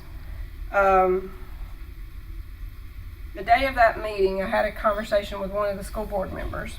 I said, y'all don't have to blame the county commissioners or throw us under the bus at this meeting or make us out to be the bad guys. I may have had that conversation with the wrong board member. But I said, you know, you have data. You have your drop in enrollment, as Commissioner Mendenhall alluded to, over 2,000 students since he was superintendent. You have best practices. You have things to make your point. And, you know, I just would hope you would use that to make your point rather than point accusatory fingers at us, create doubt, make us the scapegoats. Of course, you know, that didn't happen. So that's why we're talking about it. Just know that the consolidation of schools is not because of any budget shortfalls. I think you've made that point pretty clearly. You know, there is a drop in enrollment. You've mentioned when schools get to 100 students, they do not pay, the state does not pay for a principal. So there's a lot of things to consider, but we didn't take their money. We haven't took their fund balance. We didn't fully fund the request, but rarely, there's a few years in there recently where the capital request was fully funded, but that never happened when I was on the school board and when you were the superintendent. We did tell them when we met with them in that joint meeting that's recorded, as you said, that they could come back to us with when they were talking about a plan. They didn't have it together at the time. We didn't know what they were wanting to do. And we said, you know, if you need money for renovations or things to make this plan work, come back to us and we'll talk about it, which, you know, that still stands. And I think maybe a joint meeting is something in the future that soon that we should have. They have requested one, by the way. But one thing that I was going to say is we met with Rockingham County in a joint meeting recently. They have 11,186 students. We have a little over 5,000, 5,400, 5,500. Well, they have 22 schools. We have 19. They asked us, how do y'all afford to keep 19 schools open? They couldn't figure it out with that number of students. And another example is Yadkin County. I think they have 11 schools and they have just about 4,500 students. So, you know, you start looking at some of that stuff that plays into this, but it's not our call. And I'm just throwing out some things, but let me skip to the end here because this is taking up a lot more time than I thought. When I was on the Board of Education, the commissioners wanted to fund, they wanted to fund replacing Nancy Reynolds to $9 million. There's about 125 kids up there, but that was what they wanted us to do at the time. That's what we did. Was that the best use of the funding or the most efficient thing to do? That, I'm not gonna sit here and try to answer that. I think the public can figure out an answer to that. But if I had to say, am I glad it stayed open? Yeah, I am glad, because they just celebrated their their centennial 100 year, and that was Saturday. And congratulations to them. It's a great school with a lot of great students. My husband, last year he taught art at Nancy Reynolds School. Had a great experience there. So I'm not going to sit here and disagree or agree with the Board of Education plans, because that's not my job, but it is to be transparent, as we've talked about. And that's the biggest thing, is transparency regarding the funding and what's feasible or not. I think we have a good school system. It's a good school system that I'm proud, that my daughter works in, and that hopefully I'll have grandkids that'll go to those schools. And I want to keep it strong. I want to keep it where we're proud of those schools, because that is an economic development driver. We've got to keep that in mind and consider that. So, that being said, I think no matter what school these kids go to, they're going to get a good education, because the school is more than the building that they're in. It's just like your church. Your church is not those four walls of your church. It's the people that go there. And I know these teachers that we have are going to do the best job possible for the students, no matter what school they end up at. We're not going to lose teachers if we consolidate schools. That's just one of those rumors that's out there. But our teachers have done a lot with those numbers look big that you're talking about, but when we know those don't always trickle down to the classroom. And those teachers pay a lot of money out of their pockets for stuff. And they do a tremendous job making a difference every day. And I just want to remind this board of that. Anything else? Amber, do you have comments? I'll just say welcome to everybody here. Thank you for being here. All right. I'm going to wrap this up on the school thing myself. I've also been asked by a lot of people out in the public to make some comments on the consolidation process because of rumors and misinformation and basically that this board needed to defend itself a little bit. I'm not really too concerned about this board defending itself, but I did feel like it would be good to make some comments, and my comments are designed to be constructive criticism. I personally like constructive criticism. That's a helpful thing versus the other kind. So that's the context of my comments. Where they are critical, they're designed to be constructive criticism to help the Board of Education work through this process.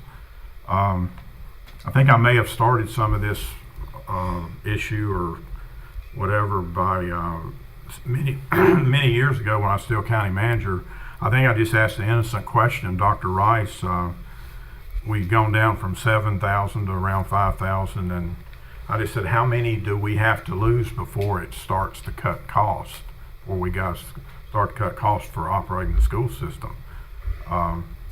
Just kind of an innocent question. And then our discussion was, well, there's fixed costs associated with running the school system and so forth, but I figured at some point there had to be a cut in the cost if the student numbers went down low enough. So that was my innocent question that kind of got all this going. The comments I want to make are not personal toward any of the BOE members. They're my friends and Republican elected officials or fellow Republican elected officials. So, like I said, they're designed to be constructive. My thoughts and observations after watching the Board of Education consolidation process and receiving much feedback from the public is basically on the process that they're following. School consolidation in Stokes County is probably the most complex and far-reaching function that the Board of Education and the Board of County Commissioners have had to jointly complete. Certainly during the time that I've been involved with local government, I don't think we've had any joint tasks that's anywhere near as complicated and as complex and as emotional on top of that as we have to complete here. I feel the only way to complete this process successfully is to have it done by outside experts, such as Mason Borough, where an objective and non-biased plan can be developed. In my opinion, the Board of Education and school system staff are not qualified to develop this plan and are also subject to all the local politics that must not be part of the process. And I think they made the right decision to get Mason Borough to start with, and I think Mason Borough is a credible company that can do this because it's what they do for a living. It's not a criticism of our individual school board members because they happen not to be qualified to do what Mason Borough does every day to earn their living. I feel the Board of Education should seek extensive input from the public to achieve the public's buy-in and then feed that information to Mason Borough to develop the plan. I would recommend multiple iterations with Mason Borough to tweak their plan, but in the end, it must be a Mason Borough plan in order to have the required credibility and be accepted by the public. I don't think a homegrown approach like they're doing now is ever going to be acceptable in my opinion.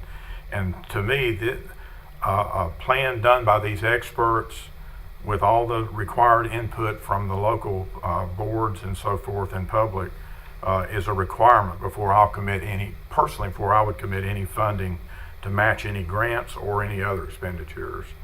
And so that would be my position for my fellow board members here as well, to try to convince you for the same. I feel like the current approach used by the Board of Education will and probably is destabilizing the school system with uncertainty, and the parents, whenever they're in a period of extended uncertainty, they're going to take actions to stabilize their personal situation with the education of their kids. And that could very easily lead to many more numbers of kids leaving and going to, or students leaving and going to other sources of education besides the public school system. I feel the Board of Education is moving too fast with too little input from the public. I've had many complaints and I've had more conversations on this topic than any issue that I can ever remember, as far as people calling me and contacting me about it. But I feel they're moving too fast, and I've had lots of complaints that the public input is being ignored, and the BOE has not changed any of the plan based on public input that they received. It's just perceived that the Board of Education is just checking a block when they had their one public hearing. And before I vote on any funding for school consolidation, I will request that our board, I'll request that we formally obtain extensive public input from all the communities in the county through town halls or public hearings or processes similar to that. So, sort of like what we did with the hospital not too long ago. I see no logic in the plan the Board of Education is currently advertising that they have approved. I'm looking for a 10 or 15 year comprehensive plan that addresses all the criteria contained in the Mason Borough report. And they had a whole list of criteria up front that I thought was very applicable and things that needed to be accomplished with whatever plan we end up coming up with. And there needs to be a clear self-funding path of whatever plan we do for the county, which was also addressed in the Mason Borough report. So that's kind of my major observations on the process that's going on now. Some other observations, I'll just say I've received no positive comments on the Board of Education's current plan since its departure from the Mason Borough report. have received many negative comments on the current plan and the process that's being used to develop it. I've heard public comments that the Board of County Commissioners cut the school budget to pay for the new animal shelter. This is not true. The projects that we have, such as the animal shelter and the courthouse renovation, will all be paid for with loans, as we do not currently have the funding to pay for any of them. So there's no robbing Peter to pay Paul here to do these other projects that are also on the commissioner's plate. Back to something that was discussed earlier, my recommended cut of $800,000 over last year's approved current expense budget had nothing to do with the school consolidation. It was to reduce their current expense fund balance and to increase the county's general fund balance, where we are required to keep at least 8% in our fund balance. We are around 11%, as was mentioned earlier, and we should be in the mid-20s at a minimum on our fund balance. My position has always been, since I was a county manager, that the current expense fund balance for the school system should be around $500,000. And this year we left them $2 million in their fund balance, which was also addressed earlier. And the actual reduction that we did this year, if you look at the actual amount for the previous year versus the amount we gave them, it's about an $800,000 reduction. It's not a $2.8 million reduction, as has been stated in some public forums. So in summary, the only solution to school consolidation for me is a comprehensive long-range plan for Masonboro, since we started with them, and that they produced a good product as well that was well supported by data. Their report just needs further refinement that can be accomplished by further engagement with them. I don't feel we can afford to get this wrong, which could result in many unintended consequences that would likely occur if we allow the experts who do this work. Excuse me, let me read that again. I don't feel we can afford to get this wrong, which could result in many unintended consequences that would likely not occur if we allow the experts who do this work for a living to give us an objective, non-biased plan that can be funded with the limited funding available from Stokes County taxpayers. I would remind everyone that this consolidation is being developed by 2 elected boards that are all Republicans. If we don't get this right, there will not be any Democrats to blame for the failure. And I guess the last thing I would say, if the Board of Education's feeling stressed from the work they're doing on this, the best way to get rid of that stress is just get Masonboro back in the program and develop a Masonboro program that has credibility and that addresses fairly in a non-biased way all aspects of the county and all geographic locations in the county. I think we, working collectively together, could come up with a good plan to do that. So that's all I have on that. Can we get 5 minutes? Mr. Chair, I was before going. we get to 5, just want to clarify for the newspaper person. Keith addressed me as doctor. I do not have my doctorate, and I don't want to go on paper as such. All right, no problem. Otherwise, welcome everybody to the meeting. We are going to pick up the pace here a little bit. Do you guys want to break now or at the end of the information agenda? Can we just do 5 minutes? 5 minutes. And then we'll run through everything. Okay, sounds good. 5-minute break.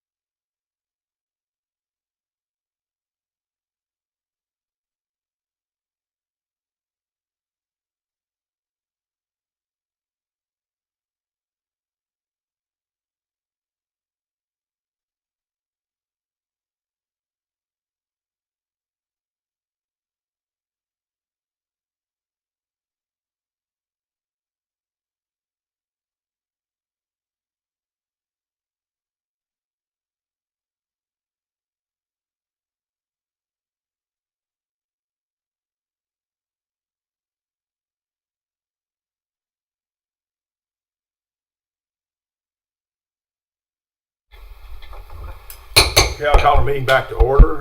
The next item on our agenda is the conflict of interest statement. Before moving further, does any board member have any conflict of interest with any of the items on the agenda today, or any that may be perceived to be a conflict of interest? No. Okay, great. Okay, the next item on our agenda is consent agenda. Can we get a motion for approval of the consent agenda? Motion to approve. Second. All in favor, say aye. Aye. Opposed? Okay, approves unanimously. Next item on our agenda is our information agenda, and the first item is recognition of senior services, senior office assistant retirement. And Amber, are you doing that, or are you and Vicky? Vicky, if she wants to come up, she can do that. You. Hey, Vicky, how you doing? Good afternoon. How was everybody? Well, not sure at this point. We're okay. We'll let you know in the morning. Miss Linda, since this is all about you, would you like to come stand with me?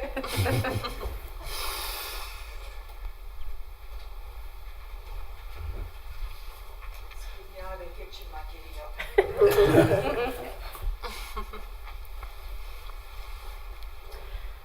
So, for those of you that do not know me, my name is Vicki East, and I'm Director of Senior Services. And this is Miss Linda Fulsher. She is our Senior Office Assistant.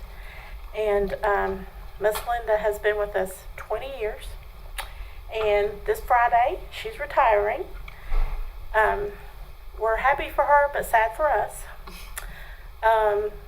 Linda began work in our office in February of 1999. She was part-time senior resource aide.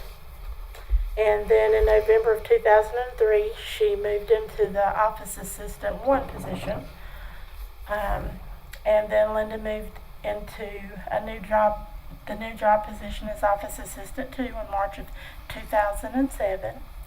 And in November of 2020, she moved into the new job position as senior office assistant. As with our salary study, our position titles changed. So she's senior office assistant and has been in that position since November of 2020. Miss Linda's done a great job. She has been an awesome employee, and I've worked with Miss Linda many years. She's very dedicated, and she just takes into consideration the lives of the seniors and what they need, and she always goes above and beyond. And we just really appreciate her years of service. Linda has 20 years of full-time service with Stokes County, and she'll retire after 24 years of total service with the county because of her part-time years. You know, they don't really count, but they count to us, and we really appreciate it. I just want to thank her for everything that she's done. Thank her for her dedication, and this is my numbers lady here, so I'm really going to miss her. But we wish her the very best on her new adventure, her next adventure, and I know she's going to be spending some quality time with her grandchildren. I think her and her sister are going to be doing some traveling, and her son, I believe her son's going to take her to Germany. So we wish her the very best. And Miss Linda, I'd like to present you this plaque. And thank you so much for everything you've done for our department and for us, and we appreciate you and everything that you've done. Thank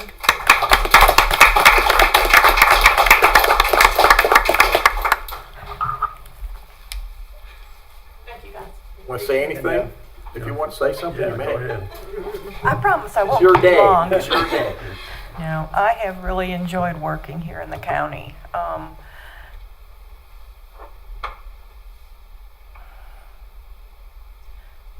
When I started working, it was because I was basically forced to, because our second child had died, and so we lost that income. And so I had to go outside the home to, help supplement my ex-husband's income. But it turned out to be a ministry with the seniors. I think I needed that to get me outside of myself. And I love my job, and it's going to be weird leaving it. But like Vicki said, I'm going to spend more time with my grandchildren, and they're amazing. You know, once they have grandchildren, you know they can do nothing wrong. Should have had them first, right? But I just want to thank Stokes County for giving me that opportunity so many years ago to start working here. And I've enjoyed working. I love the people here. Thank you. You guys want to make a comment before she goes? Thank you for your service to the county, and enjoy those grandkids. They're the best. How many you got? 3. Oh, I have my phone. I could have brought I got pictures. 8. Yes, I mean, they're just, gosh, they're beautiful. Just thank you for your service, and I think it's everybody that's in governmental service, there's a special niche kind of, the what field they want to go in and everything, but the main service of government, no matter where your position is really to help people. And you're right there at the top level, Right. providing that service, and it's from your heart. So thank you so much. You're welcome. You know, you were talking about accountability, transparency, Right. and something that I learned was actually at church. It was authenticity with all, Yes. transparency with some, Mm-hmm. intimacy with a few. You know, as far as sharing heartfelt stories, that's what I'm talking about. But authenticity and transparency is very important. Indeed. Thank you. Thank you. Thank you. Thank you. Okay, the next item on our agenda is, I think the sheriff's going to give us an update on the jail inspection. Hey, afternoon.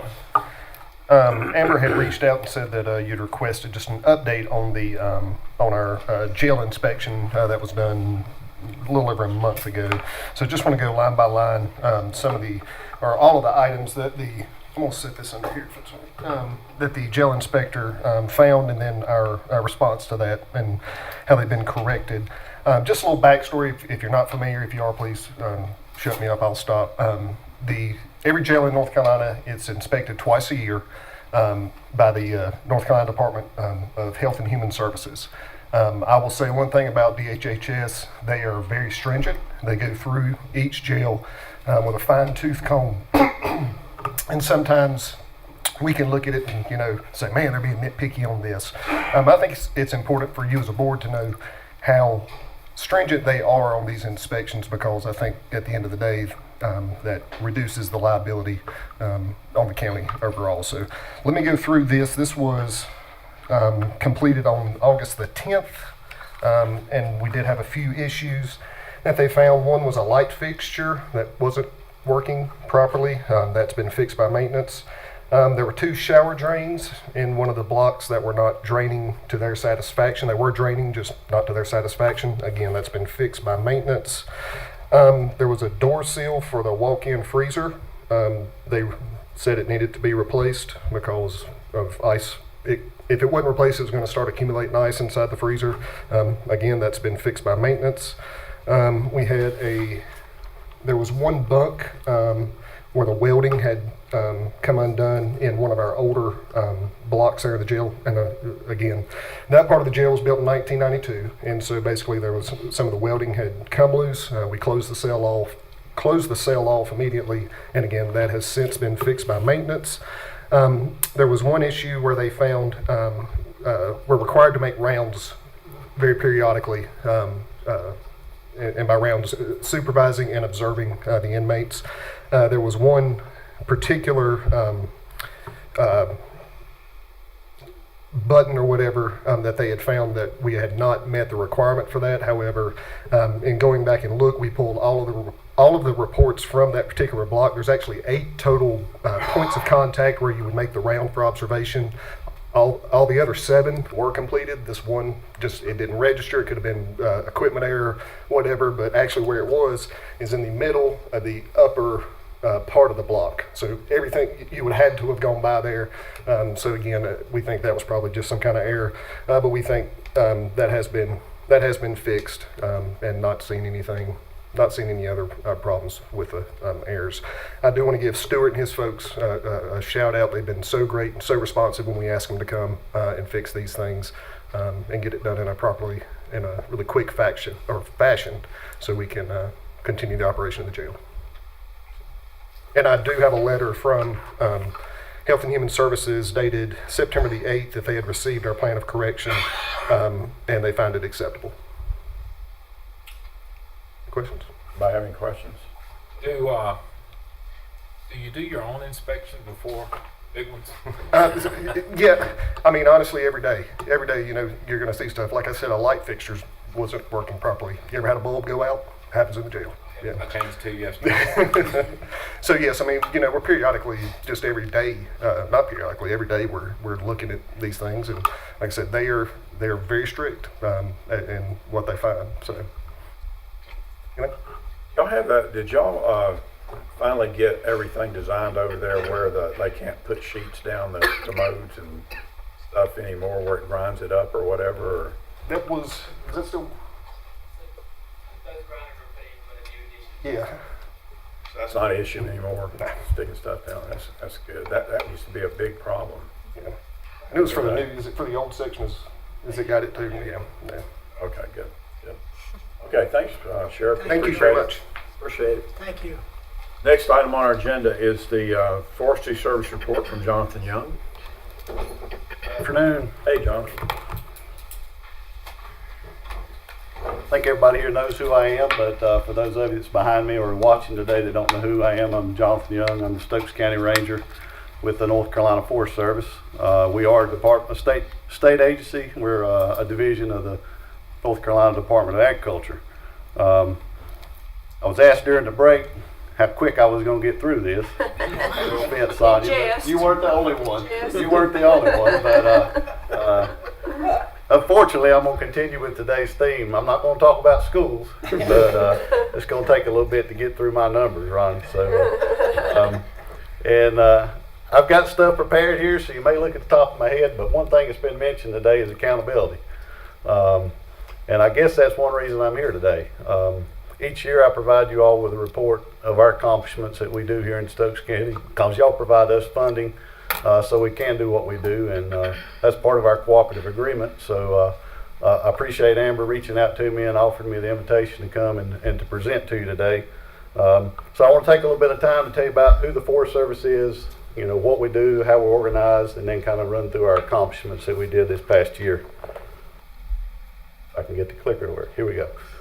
So our mission of the Forest Service, and let me back up. Y'all should have a printout of the official report that I typically give you every year, and I put it in a little bit different format for the presentation. But the mission of the Forest Service is to protect, promote, and manage our forest resources for the citizens of North Carolina. So in a little jest here, we're not park rangers. I don't work up at Hanging Rock. I'm not part of the park, so don't ask me how many visitors Hanging Rock had last year. I get that question all the time. I put this in my presentation as a joke, but honestly, I walked in here and somebody asked me today about game lands. So the next thing is we're not game wardens. I don't have anything to do with hunting. I don't know how many deer were killed last year in Stokes County or how many turkey were killed last year. But we're forest rangers, and we work for the citizens of Stokes County and for citizens of North Carolina to protect, manage, and help promote our forest resources.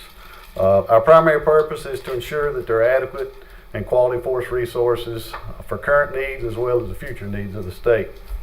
So some statistics: there's 18 million acres of forest land in North Carolina. Roughly 15.4 million of that is privately owned by private landowners. The private landowners is who we work for the Forest Service. And that's who our programs that we administer and do here in Stokes County are geared toward, is private landowners. The forest products industry in North Carolina is one of the largest manufacturing business sectors in North Carolina. It contributes $35.3 billion annually to the state's economy and provides 148,000 jobs statewide. As we go through this presentation today, you'll see our mission in everything that we do. You'll see how we protect the forest, how we manage them, and how we promote them. So here's a picture of how the state's organized with the Forest Service. We're broken up into 3 regions, 13 districts. We're located in Region 2 and District 10. Our district office is located down in Lexington. We have a staff that works out of our district office that provides support to us here in the counties. Whether it be fire control or forest management, we have a lot of resources that come out of our district to help us. But Forest County staff, who you see here on the ground, you have a county ranger, an assistant county ranger, and we do have a temporary person that works here for us in the county, and I want to thank you all for funding that position, and I'll talk a little bit about her in just a little bit. But I want to take a second to thank y'all for your continued support of the Forest Service and our programs that we provide here in Stokes County. We couldn't do it without y'all's support and your funding. Y'all do fund 40% of the services that we do provide here in Stokes County. So wildfires, that's what everybody recognizes us as, and that's what most people think that we do. But honestly, a lot of people don't realize the rest of the program that I'm going to present of what we do. But so we do have the responsibility of protecting both private and state lands from wildfires. We respond to wildfires, at Hanging Rock. That's really the only thing we have to do with the park. But so our fire program consists of forest protection programs. It consists of preparedness trainings with our fire departments. We do have a local fire crew that we support. We fund that we do training with them, and we do an aggressive suppression action on all wildfires we have, as well as law enforcement follow up on any wildfires that we have in the county. Last year was a pretty wet year. Our fire numbers were real low because it was so wet. But last year we reported 39 wildfires here in Stokes County on 20.4 acres. We had 19 homes protected. We estimated $1.8 million in homes were protected. And luckily no homes were lost due to wildfire last year. We did have one home that was damaged, $500. We had 20 structures protected at roughly $260,000. 2 other structures were lost at $5,500, and 2 other structures were damaged at $2,500. And in our law enforcement last year, we issued 16 warning tickets and did 4 waivers for law enforcement. And this next number is kind of staggering to me, and I had to go back and do a little figuring myself, Ronnie. But last year our suppression cost was roughly $28,000, $28,600. That is the lowest suppression cost I can remember, and the only thing I can contribute to is the low amount of fires that we had last year. And just kind of put it into perspective, the fire we had on Sartown in fall of 2021 was roughly a little over $250,000 that we spent suppressing that. If you look on the right side of the slide, you'll see our cause classes that we break out of wildfires. We have to determine a cause for each fire. And as you can clearly see, debris burning is our #1 cause of wildfires here in Stokes County. And that rings true for all 100 counties in the state. Miscellaneous was a close second. You may ask what miscellaneous fires is. It's anything we can't categorize in one of the other categories. But typically that's power lines that come down to start fires. People that discard stove ashes from wood stoves falls in the miscellaneous category as well. I'm proud of my staff here in Stokes County. I've been here since 2006, and usually annually we initial attack about 10 to 15% of all the wildfires we have in the county, and I'm proud of that number. But at the same time, if you think on the flip side of that, the other 85% is our fire department. So I gotta give a shout out like Sheriff Lemons did to our fire departments, because they are our backbone, and we could not do our fire suppression efforts without their assistance and the great job that they do. Outside of our wildfires, we were also dispatched to 70 other reported wildfires. So someone called 911, said, hey, the woods are on fire. And automatically we're responding to those calls. So we responded to 70 additional calls that turned out to not be wildfires. 23 were just false alarms where nothing was found. 7 were illegal burns that either the fire marshal's office or Division of Air Quality handled. And the other 47 were legal control burns where somebody was properly burning or doing a control burn on their own property. Last fiscal year, we also responded to 10 other incidents here in the county to assist our fire departments. On our day-to-day activities, we do a whole lot, as you're going to hear through the rest of the presentation, about when we're out and about doing stuff in the county. if we hear a call that we're able to assist with, we do try to reach out and try to help them, our fire departments or other agencies as we can. You can see the statistics on the things that we did last year. We did help Stokes Soil and Water with a watershed pumping project. That was a multi-day event. We spent about 6 days helping them drain a watershed that was plugged up. We brought in a lot of pumps from our district and helped them with that. So in total last year with our wildfires and these calls, we responded to 126 total incidents here in Stokes County. And then I know you like numbers, so I know Rick does too. So I gave you a printout right out of our fire report system. You can see all of our wildfire numbers since 2006. And I like to use that number because that's when I started here in Stokes County as your county ranger. But if you look out on the right side, you can see the rows are listed by year, but out on the right side you can see the number of fires per year as well as the acreage that burned every year. And most importantly, what we try to look at is that average fire size on the far right. We want to try to keep those fire sizes as small as possible, and that's why an aggressive suppression effort is important, especially during our really dry times. And you can see in the columns the different causes, and you can clearly see that debris burning is the #1 cause of wildfires that we've reported. The North Carolina, we have 11 standard practices called the Forest Practice Guidelines that we have to administer or look after. They're mandatory requirements that all forestry related site disturbing activities such as logging that they must comply with in order to not have permits, in order to stay in compliance with the North Carolina Sedimentation Pollution Control Act. So in other words, the logging activity is exempt from the Sedimentation Pollution Control Act as long as they maintain those 11 Forest Practice Guidelines standards. So our office is responsible for inspecting those sites to make sure they are staying in compliance with those guidelines or those practices. So last year we inspected 154 logging sites on 86, or I'm sorry, 150. We did 154 logging inspections on 86 sites, covering 1,754 acres. In last fiscal year, we calculated there were 45 clear cuts in Stokes County, 1,445 acres, 54 selective cuts on 309 acres. And of those sites, we estimate there were 270 acres of stream sides management zones implemented to protect water quality by those logging operations here in Stokes County. Our office in those inspections did locate 2 violations last year that we worked with those operators to bring into compliance and to help protect the water. So the Forest Service is also tasked with protecting our forests through insect and disease monitoring as well as control. We do have a forest health branch here in North Carolina that's spread out across the state to assist us here in the field with any insect and disease problems that we see. We do respond to calls from citizens. We go out and meet with them, look at a tree in their yard if they're concerned with an insect they're seeing or dieback they're seeing. We do come out and meet with those folks and try to diagnose what their problems are. So we do that every year. We also conduct, it's funny I have to mention this, we do conduct 2 aerial southern pine beetle flights here in Stokes County every year. And while I was sitting back here listening to you all earlier, I got a text with some pictures.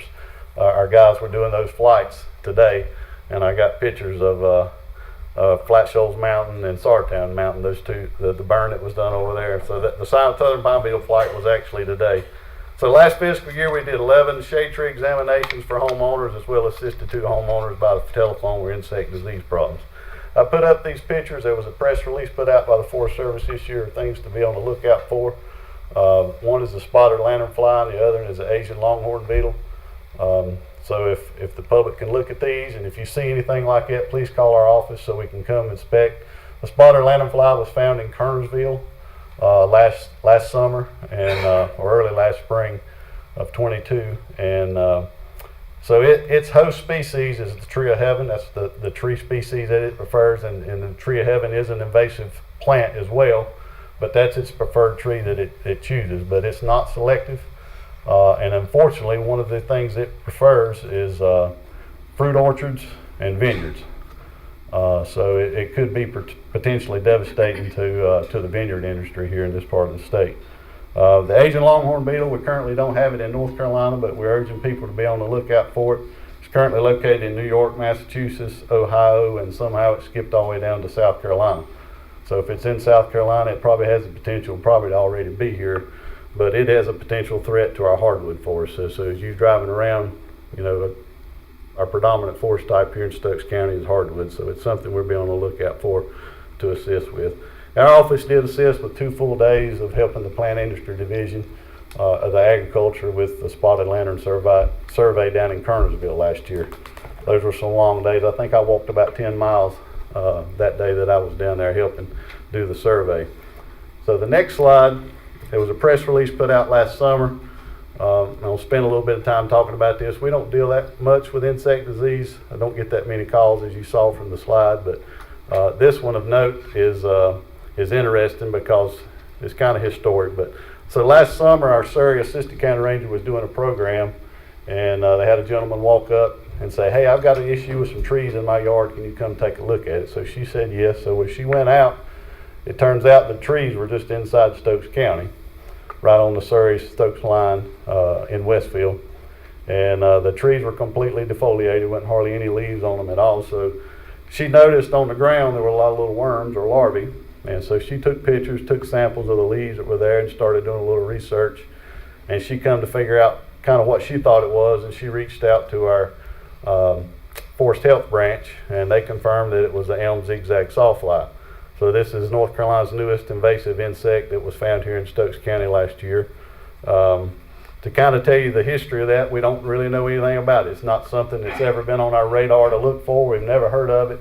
It was first found in North America, in Quebec in 2020, and in Northern Virginia in 2021, and then here in Stokes County in 2022.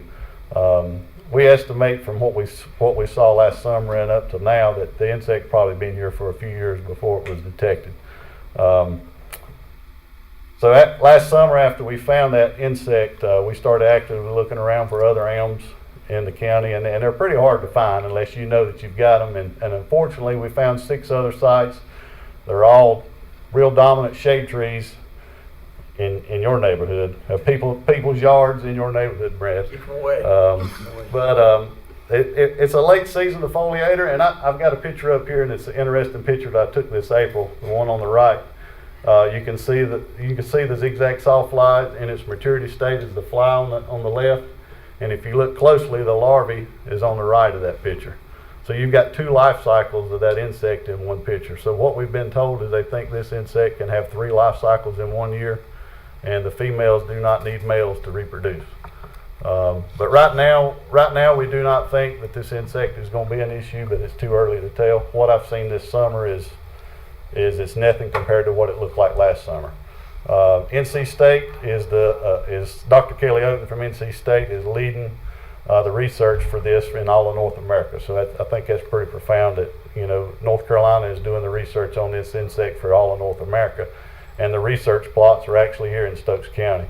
So there was the very first research treatment was done on some trees in Westfield this past April, and it was significant to ride up there and look at that this summer to see the trees that were treated versus the ones that weren't treated. So hopefully here in a few years, Kelly will have some data that we'll be able to share with landowners on how they can treat those trees in their yards.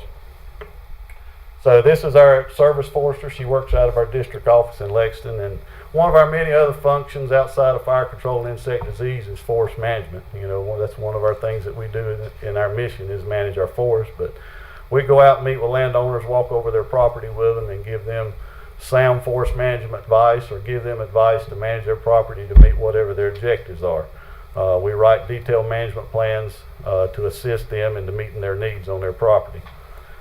In 2014, the General Assembly mandated that we had to start charging for those detailed type plans, and it's $5 per acre that we have to charge, $5 per acre per woodland that we have to charge for those plans. A lot of the other types of plans that we write are free. You can see the breakdown of the plans up here.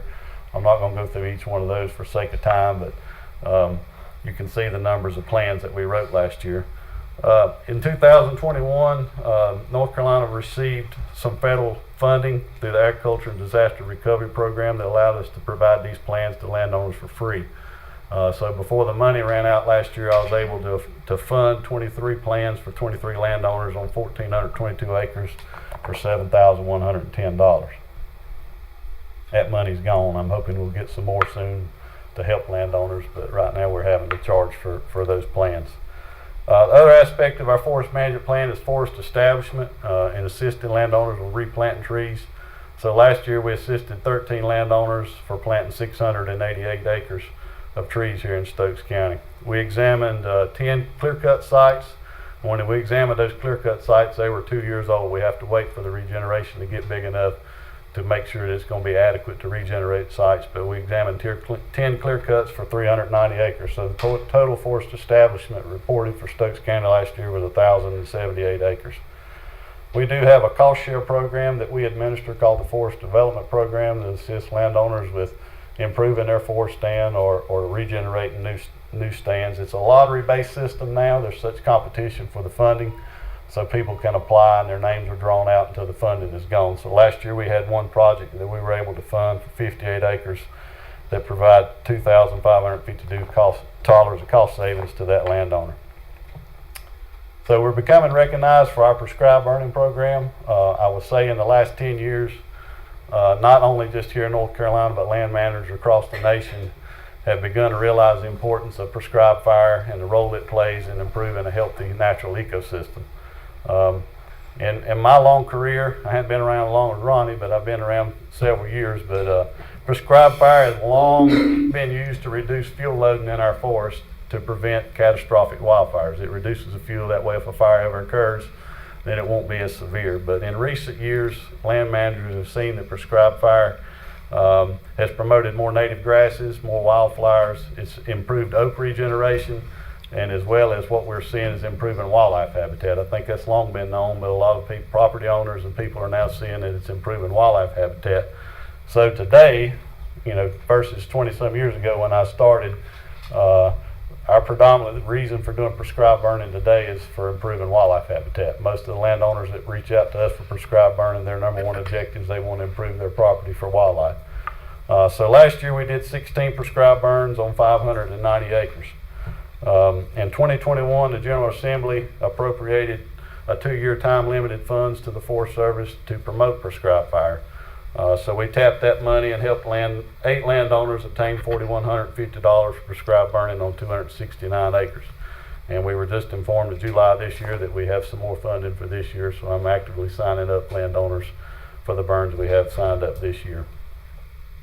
In North Carolina, we do operate 2 state tree nurseries. Our nurseries grow at least 50 different types of tree species and produce 16 million trees annually that are available for landowners in North Carolina to order.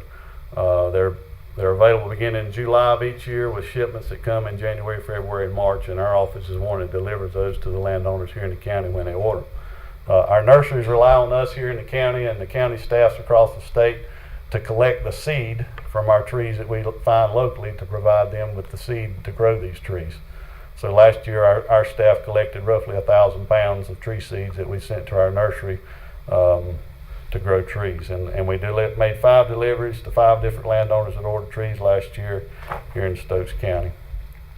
So our promoting the forest thing, we do information educational programs. I'm going to call this an educational program today. I don't know if anybody will get through the YouTube video to see me today.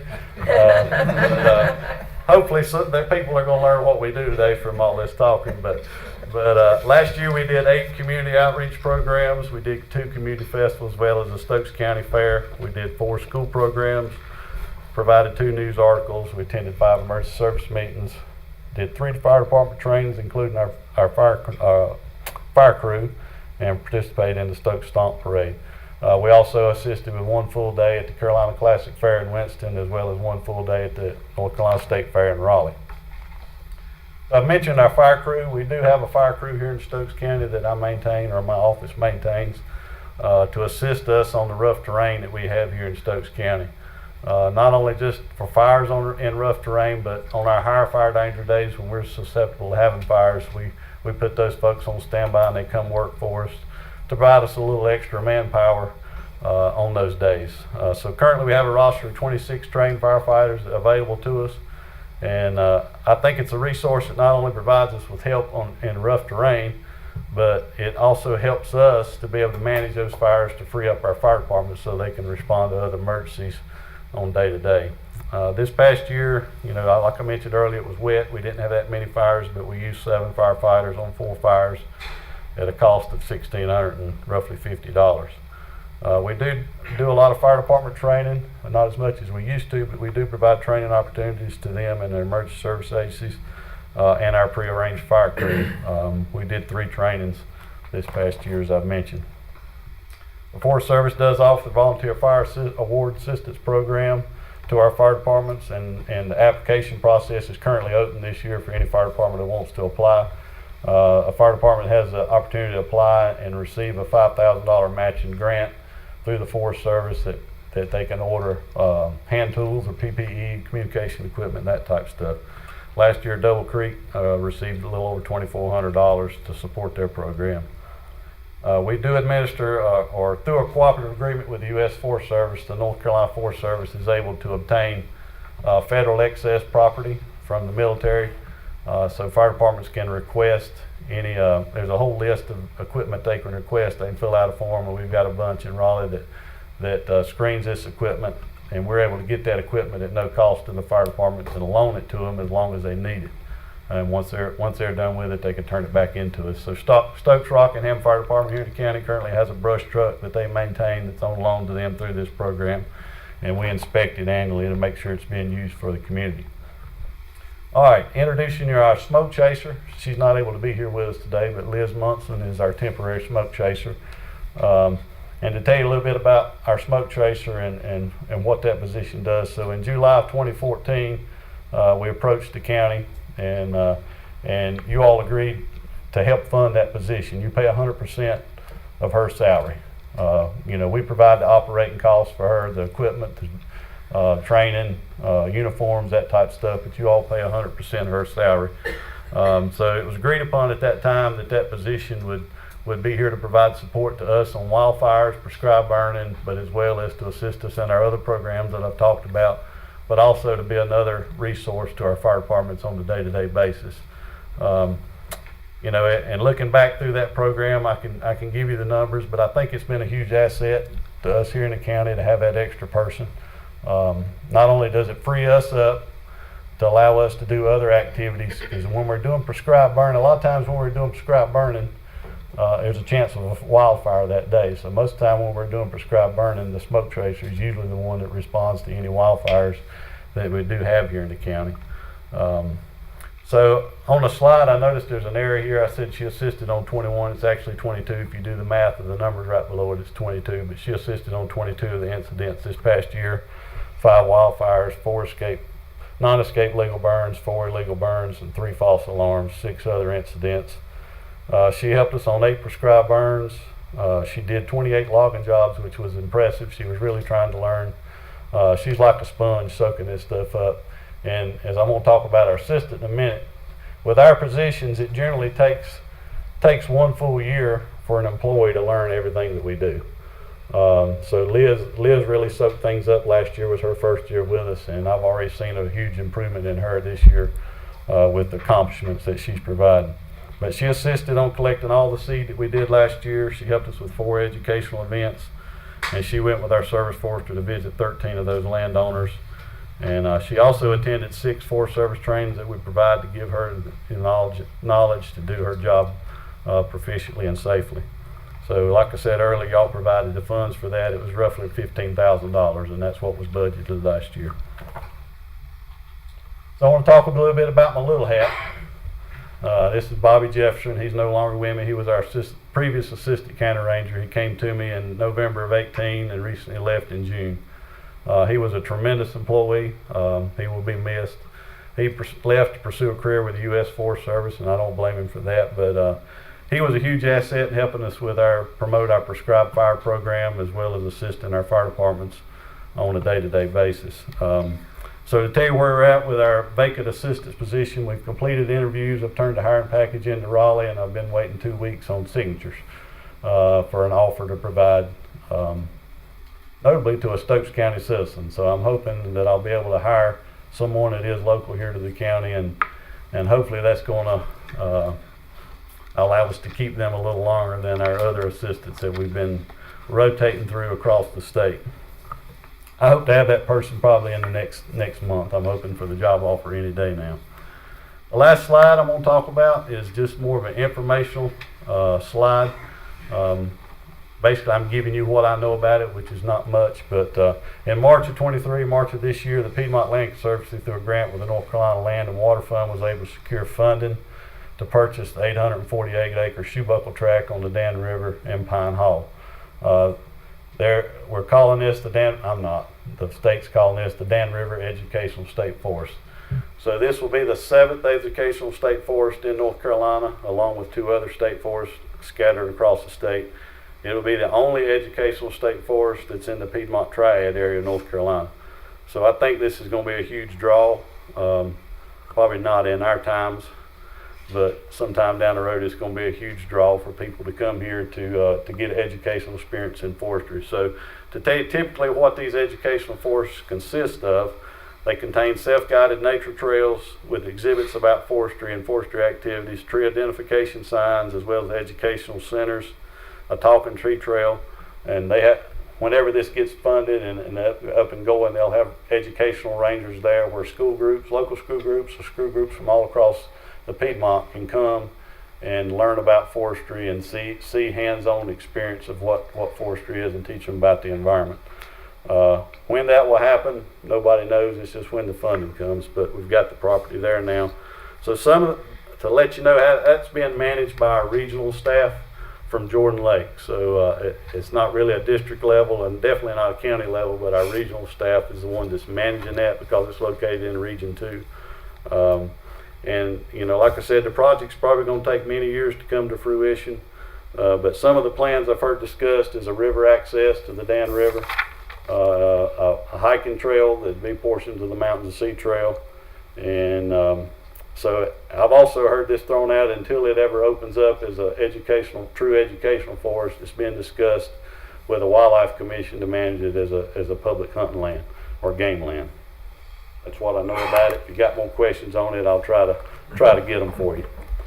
So the last slide, I just want to thank you all for your continued support of the Forest Service to help us, to protect, manage, and promote our forest resources. And thanks for the time to listen to me. And before I shut up, I'm going to do one more thing. This is a pretty demanding job. Like I said, I'm one person right now.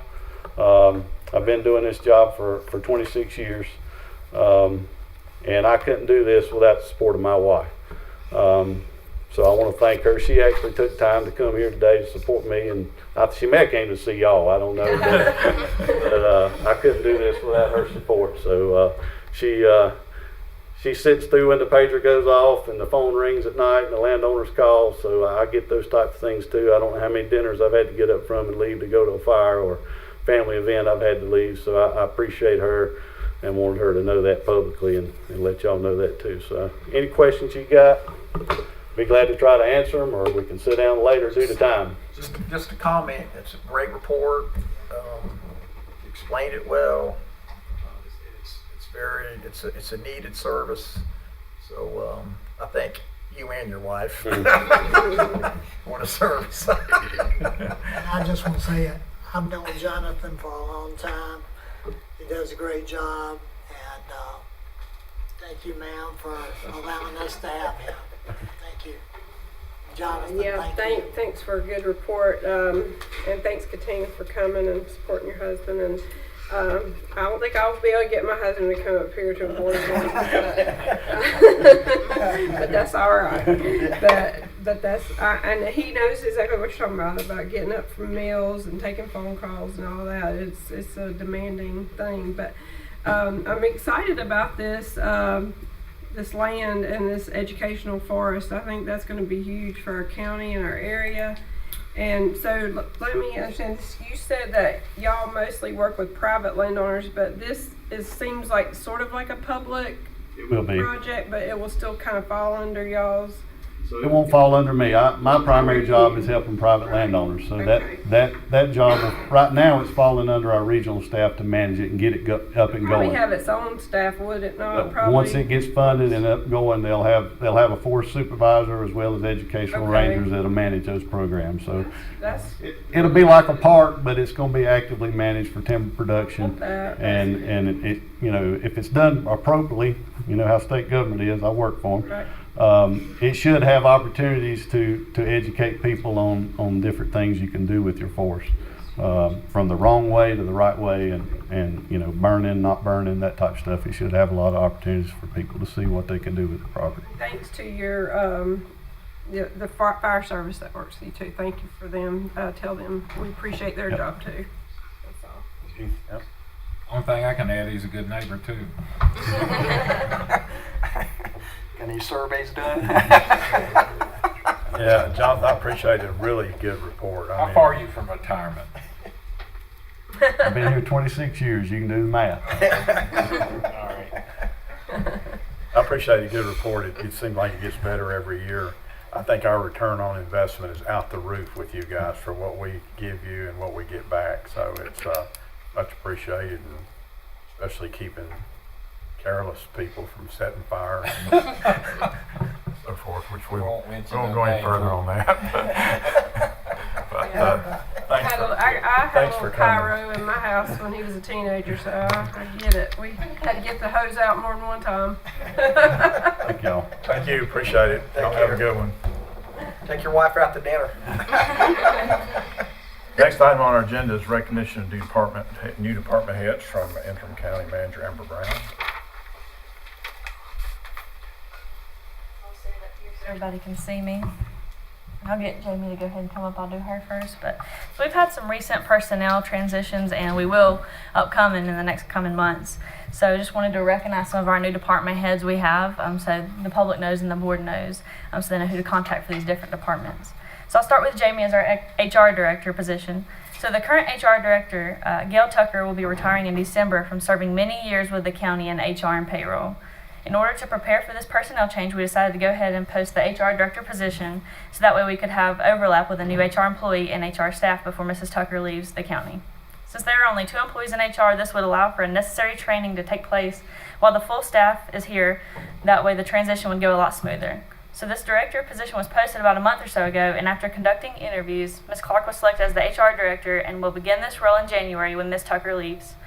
Jamie has worked for the county since 2018, starting in senior services and working as assistant HR director and risk management coordinator since August of 2020, where she currently still serves.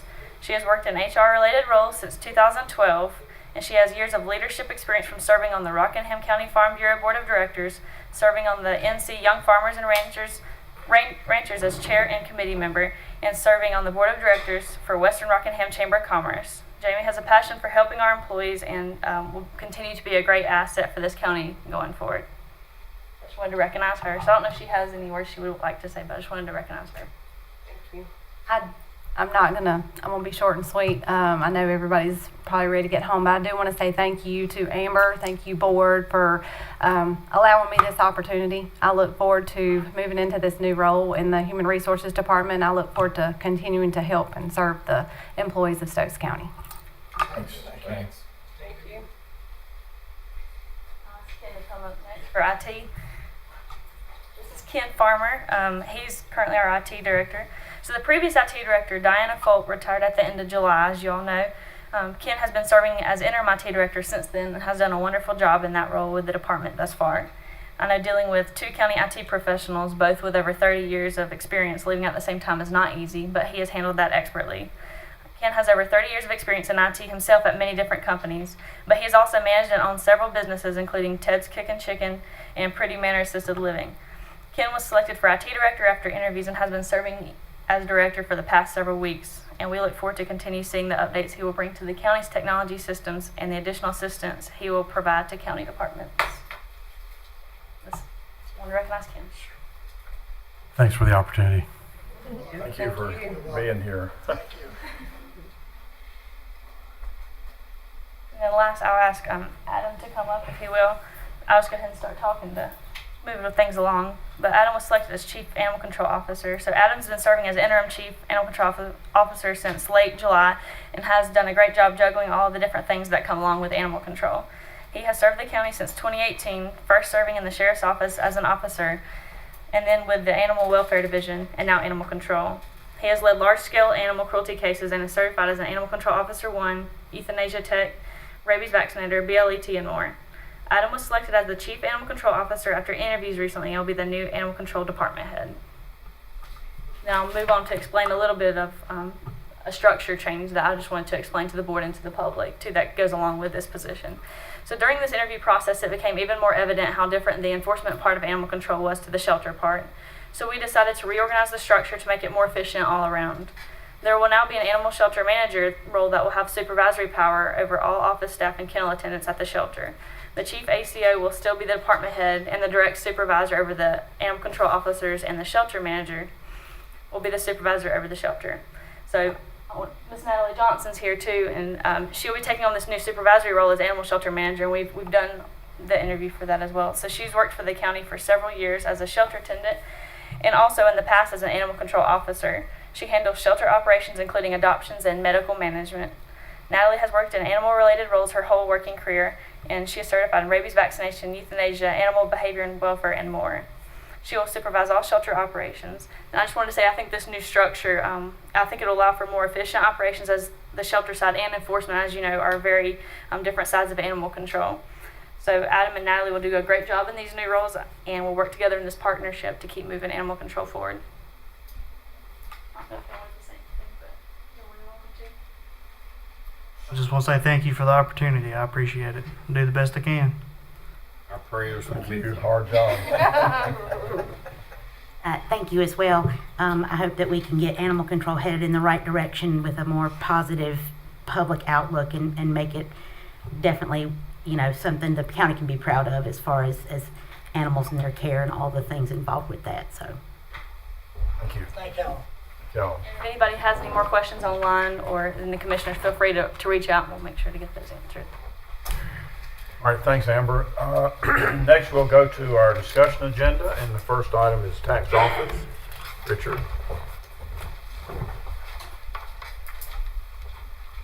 Good afternoon, or is it evening? I don't know. Supper time. We didn't let you down, did we? No, not at all. Like always, just start off with our collection status report for collections. Off to a very good start. We've collected about 53.75% of the budget just a couple months into to the new fiscal year, so that's good. Then we have all four categories of real and personal releases and refunds. First category is releases less than $100. We have 5 accounts that total $213.21. Refunds less than $100. We have 8 bills that total $340.90, and then releases more than $100. We have 6 accounts that total $4,351.80. In the last category, refunds more than $100, we have 11 bills that total $3,869.38. Moving right along, we have 6 late applications for elderly exemption for tax year 2023. We have 1 late use fee deferment application for 2023. The next item is the EMS billing jail write-offs. We have 10 accounts that total $6,726.50. Now this next item, I'll slow down a little bit because it's good news for the county. Our public utility values went up about $39.4 million. That's valued by the state. They send that to us around the 1st of September. So we went from $856 million approximately up to $895,396,000. So that $372,000 increase county-wide increase will mean more money in the account for this fiscal year that we wasn't planning on. And just to draw a little attention to that, Duke Energy's contribution of that $39.3 million increase was almost $34 million. Duke Energy value is $830,287,610, $830,287,610, which represents about 92.7% of our entire public utility tax base. So That's good. Then the final item I've got is just information to let the board know the 2% discount for early payment for tax year 2023, and then the previous 5 years broken down by tax district. I would request that the board remove the real and personal releases and refunds more than 100, the late applications for elderly exemption and use value deferment, and the EMS jail billing write-off to the October 9th consent agenda. All right. Anybody have any questions? Good report. The report, good to go. Thank you. The next item on our agenda is relocation of EMS supervisor quarters.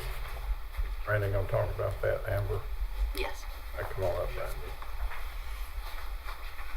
Evening. I guess most of you know we're moving the EMS office from where we are now to the Autumn Square building. And doing that, it's classified as a business, and where our supervisor stays there 24 hours, the building code be changed from business to residential, so that's requiring a sprinkler system because of the square footage of the building. Talking to Rick Zamani and the fire marshal, it will have to be sprinkled with them being there 24 hours a day. With the budget, that wasn't budgeted. We know we was getting the grant and getting the move over there to close to July. And the grant we received from North Carolina Emergency Management will not cover the cost of the sprinkler system. That would be something that's not included in the grant. And we got a quote on it, and I was going to ask if we could, as we move them over there, move the whole office. I'd like to do it all, and at one time, and not have to come back and leave them over here, and the rest of the office is at the Autumn Square facility. But I was going to see if we could move $21,000 from contingency to go ahead and get the sprinkler system and everything put in the lower part of the building. I'll start. Go ahead. I think we need to do it, and I think that also we appreciate you got a grant from the state to cover a lot of the $294,000 plus $25,000 Duke County. So we appreciate the state, appreciate you. We can do $21,000 to get you all out there as one unit. You're more efficient.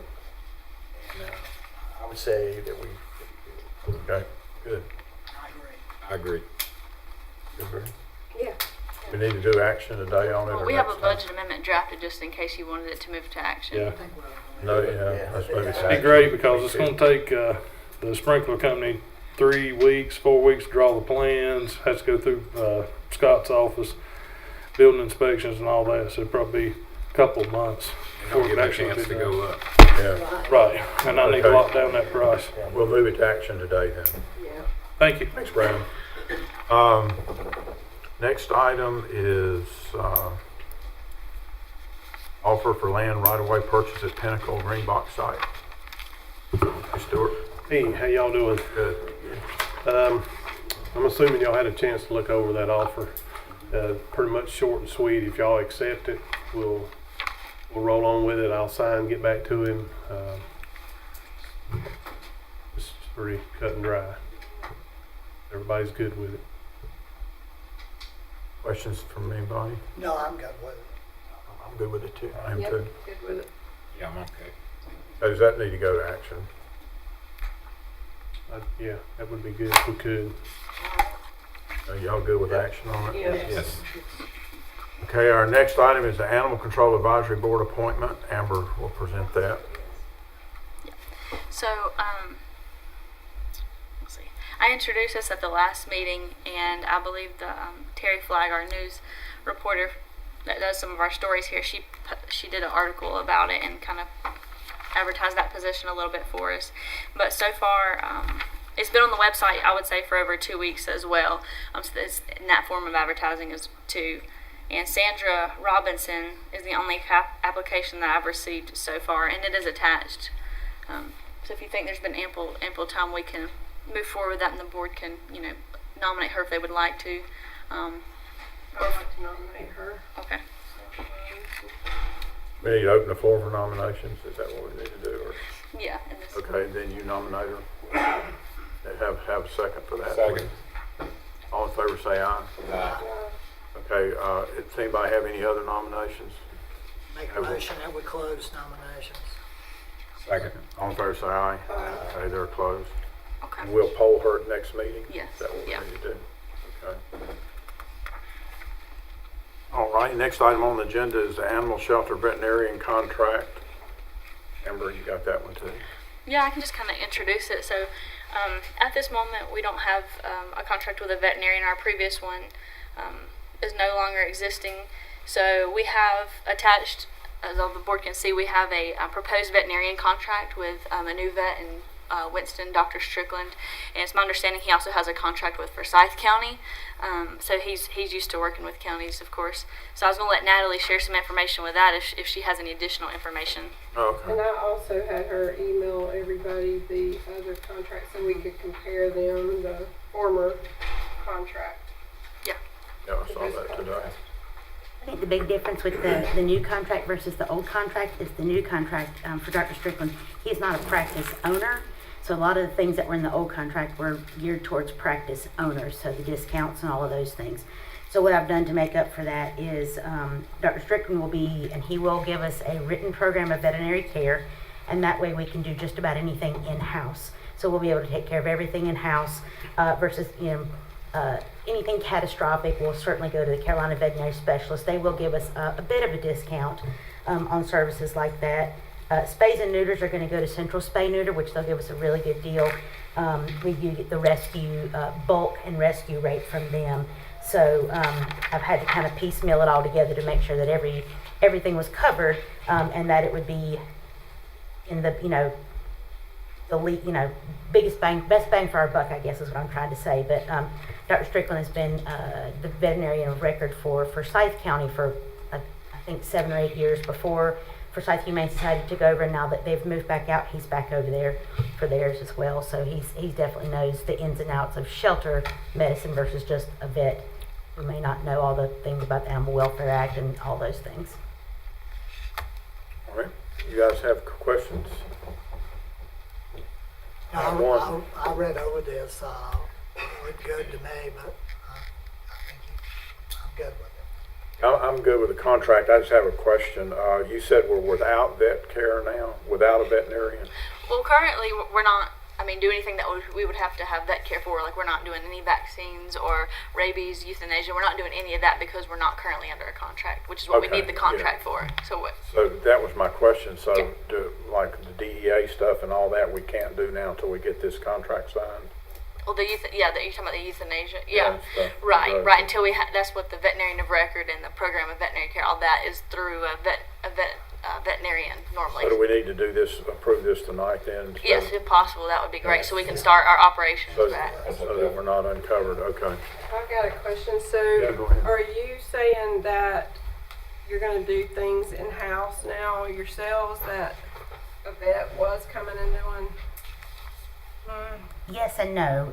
So the program of veterinary care will be it'll be like a list, like a policies and procedures. So if I walk in one morning and there's a cat sneezing, I open up the book. All right, upper respiratory. First thing I'm going to do is going to give this, all these things. Okay, then if he's not getting better in a couple of days, call Dr. Strickland. Hey, the cat's not really improving. Okay, we'll do to step 2. We'll have a formulary, specific things that he wants us to have there in the clinic. So that's how that's going to go. So that's going to make us not have to go outside to different vets to get different services. So he's basically supervising what y'all do. Pretty much. Yeah. Mm-hmm. But how often will that vet be on site? So if we have something that is not getting better, just over the phone, and okay, so finally I'm like, all right, can you come and take a look at him? He'll come and take a look at it. He's also going to be doing a monthly walkthrough. So he'll come through and he'll just, make sure everything's up, up to speed, everything's squared away. And so does that vet provide the medicines to you? So we'll order our pharmacy under him. So we're going to use his DEA license so that we'll be able to get back our controlled substances for euthanasia purposes. So then he'll get a copy of everything that we're ordering, and we'll only order the things that he puts on his formulary.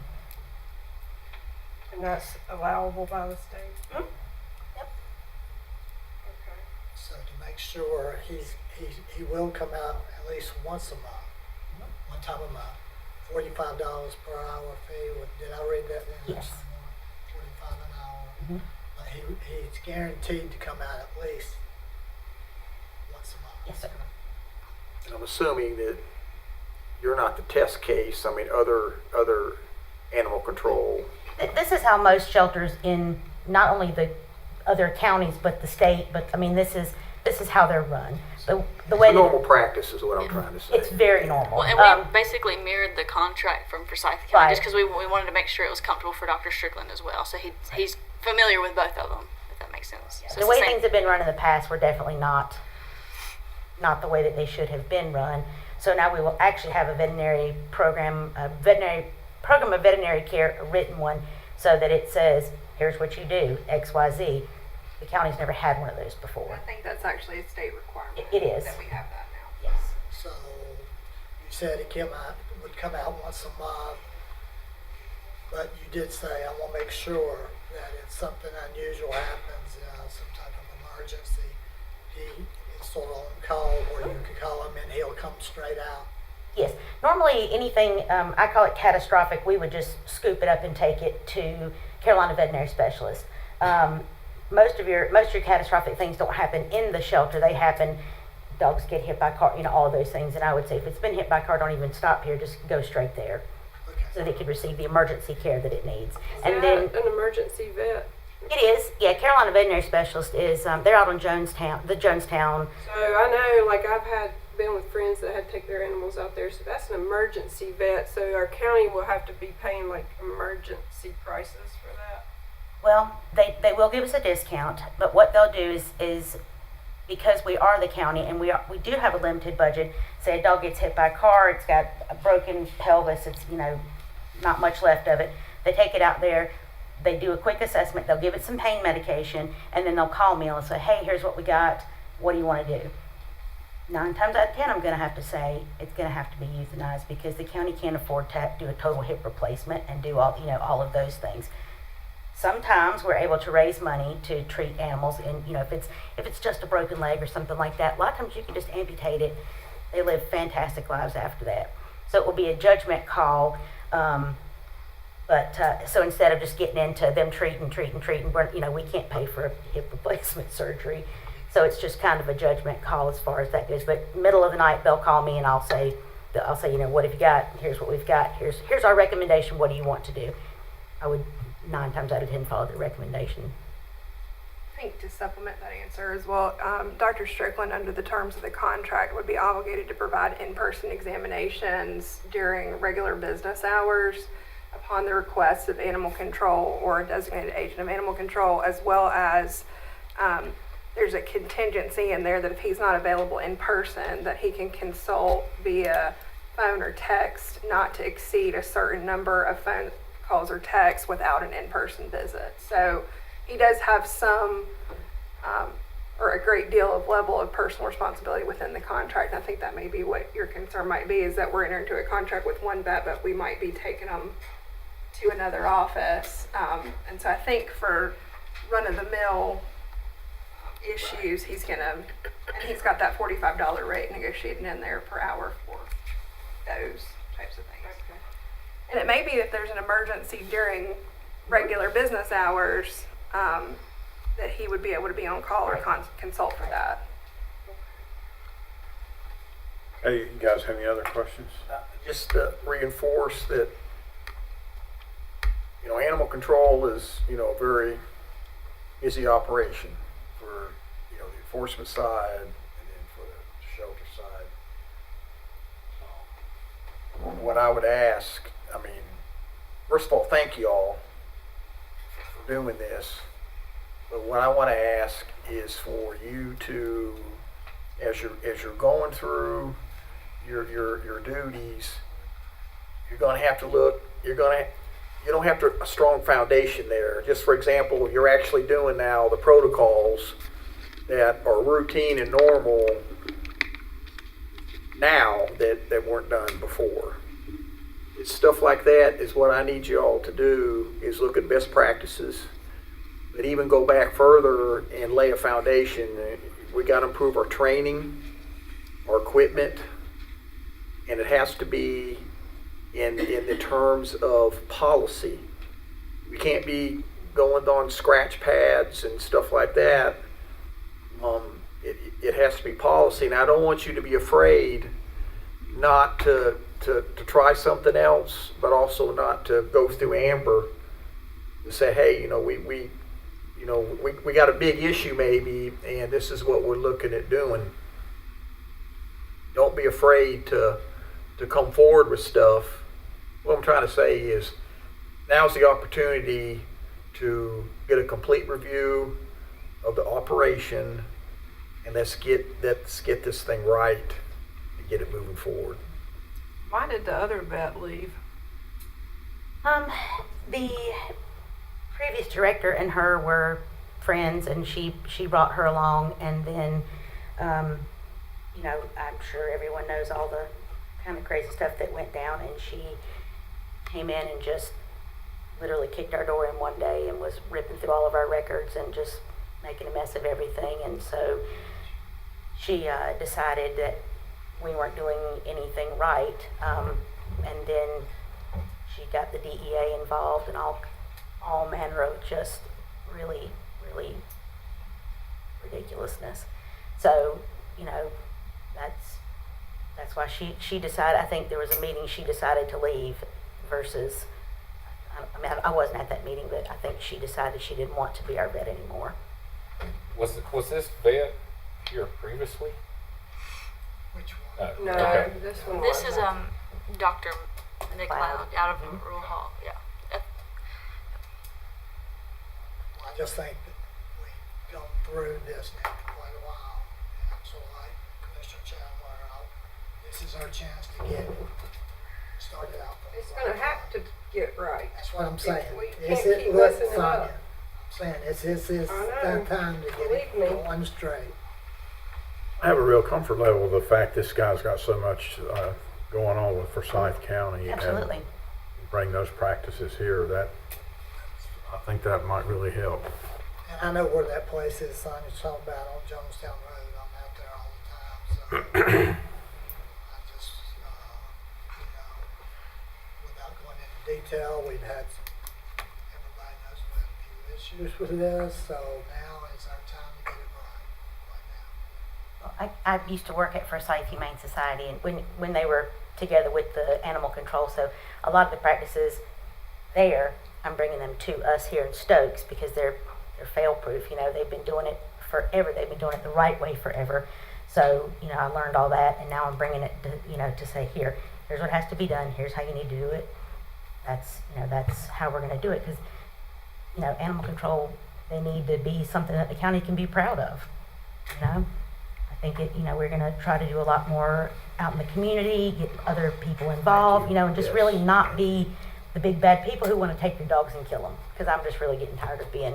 Have y'all contacted the volunteers to tell them they can come back to the shelter and volunteer? We have, they just choose not to. Well, I know some that go to my church that haven't been contacted, and they would love to come back there. Okay. Yeah, we welcome. If they want to come up there, we welcome them Mhm. too. I mean, it ain't nothing I'll like pass that along. Yeah, absolutely. Can maybe give offline, give the names to Amber. Yeah, I'll be glad to. I think they know. I mean, it's no secret.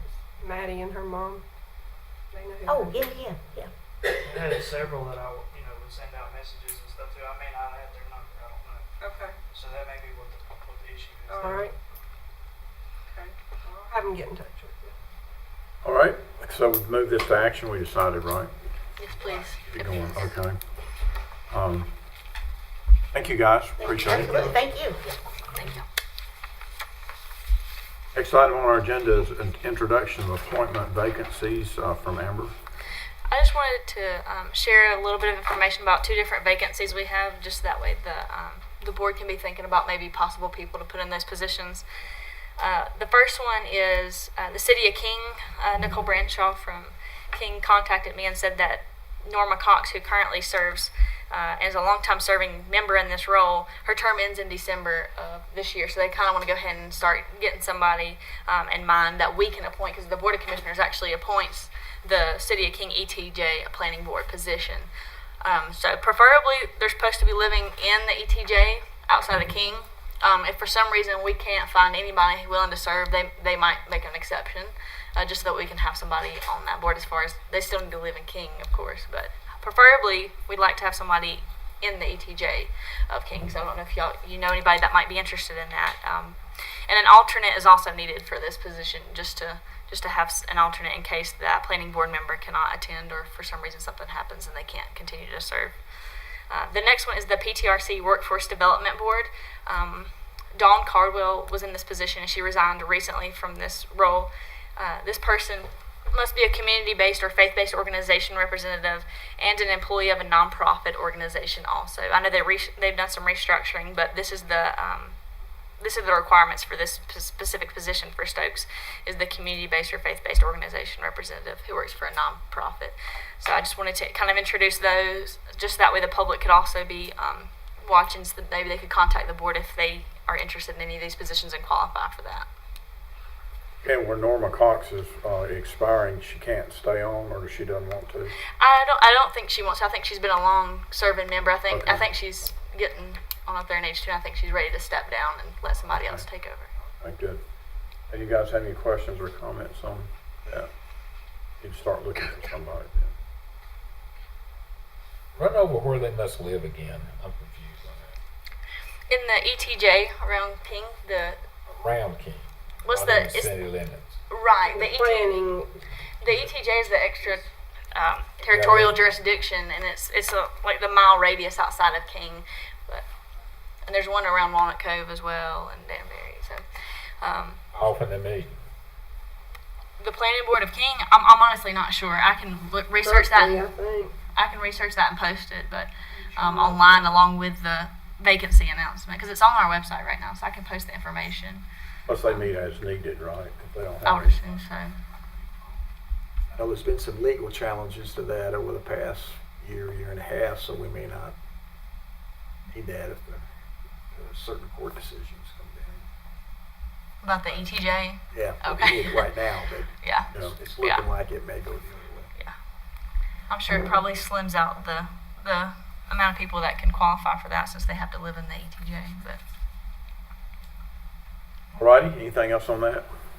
Okay, our next item on the agenda is a letter of conditions package for Stokes County Meadows Water Project, I think, and Stewart's here for that.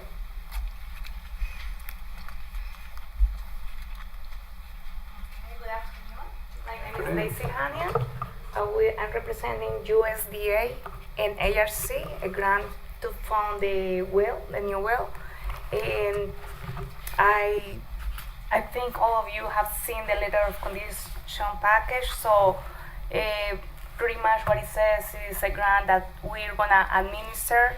It's total of $300,000, and it's a commitment from Stokes County to put the $300,000 for a total cost project of $600,000. Do you guys have any questions of the paperwork that you guys review? Okay, so what will happen tonight is I will need all this paperwork executed, and I will send it tomorrow morning to Raleigh, and Raleigh will send it to DC to secure those funds. After that, we have a couple of steps that my point of contact will be a sewer, so I will send it to him. I will need a copy of the meeting minutes tonight for the approval, and we're gonna review the executed engineer service agreement with the consulting engineer, and we will probably authorize at that time the meeting documents process. Okay, so I will be leaving, and if you can send me that like tonight or tomorrow morning, so that will be great, so we can continue with the process. Okay? yes. Yeah, we'll move to action. Who do I need to sign it, or the whole board? Just me? Yeah, And and Amber. there may be one for Amber, or a couple of them for Amber. And I've got it all here with the tags where it needs to be signed. Can you give it to her before she leaves? If Rick signs? Yeah, that will be fine. Yeah. I'll sign it right now. Okay. Okay. So you don't have to screw with it later. Oh, you better show me where it's at. Let me go around here. Do we need to approve it first? I'll take a 5-minute break, y'all. No breaks, let's keep going. I made a break, but Yeah, I gotta get. wasn't on action. We'll move it to action. Yeah, we gotta move it to action. Yeah. Rick, you gotta move to action and approve it before you sign it. Okay, move it to action. Really can't Yeah, sign I didn't say that. it. See, it's still, well, I mean, we're still in discussion with it. It's gotta be on action. Yeah. Before you sign it.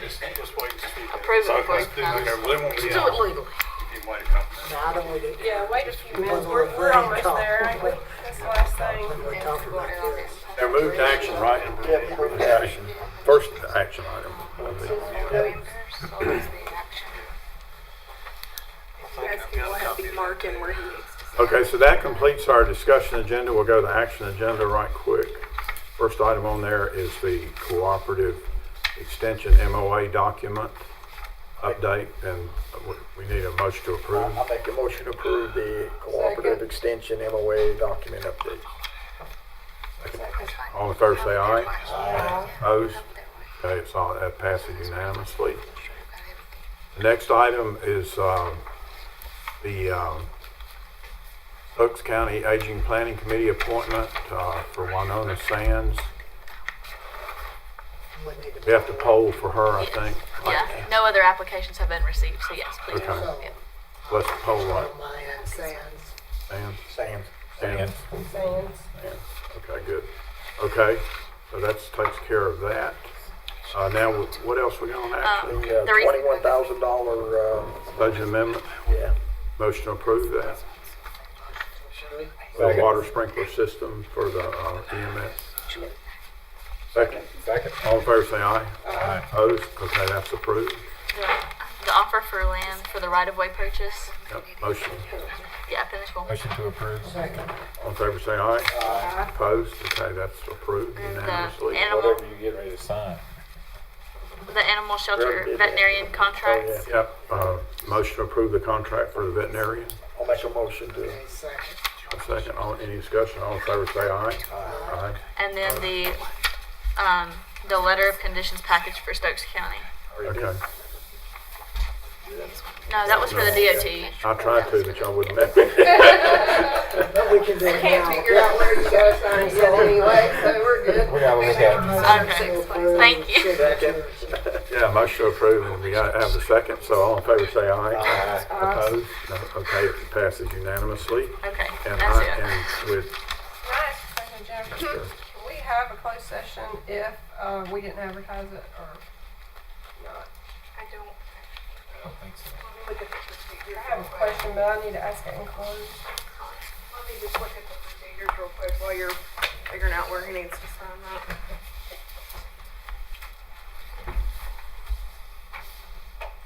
while she's looking that up, we did have Amber told me just before the meeting that the BOE has asked to have a joint meeting with us, and they given us some dates already. No, we need to look at what dates work for us. So is the And board?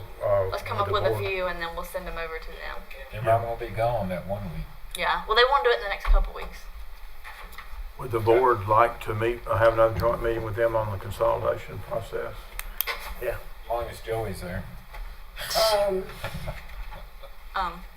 Yeah. probably. You okay with that, doing it? What week are you gonna be Do you- gone? I'm The week okay of the with doing 16th it. of October. I'm gonna be gone the week of October 3rd, 4th, 5th. Yeah, be Going going to to see my grandson. You wanna go on the 16th?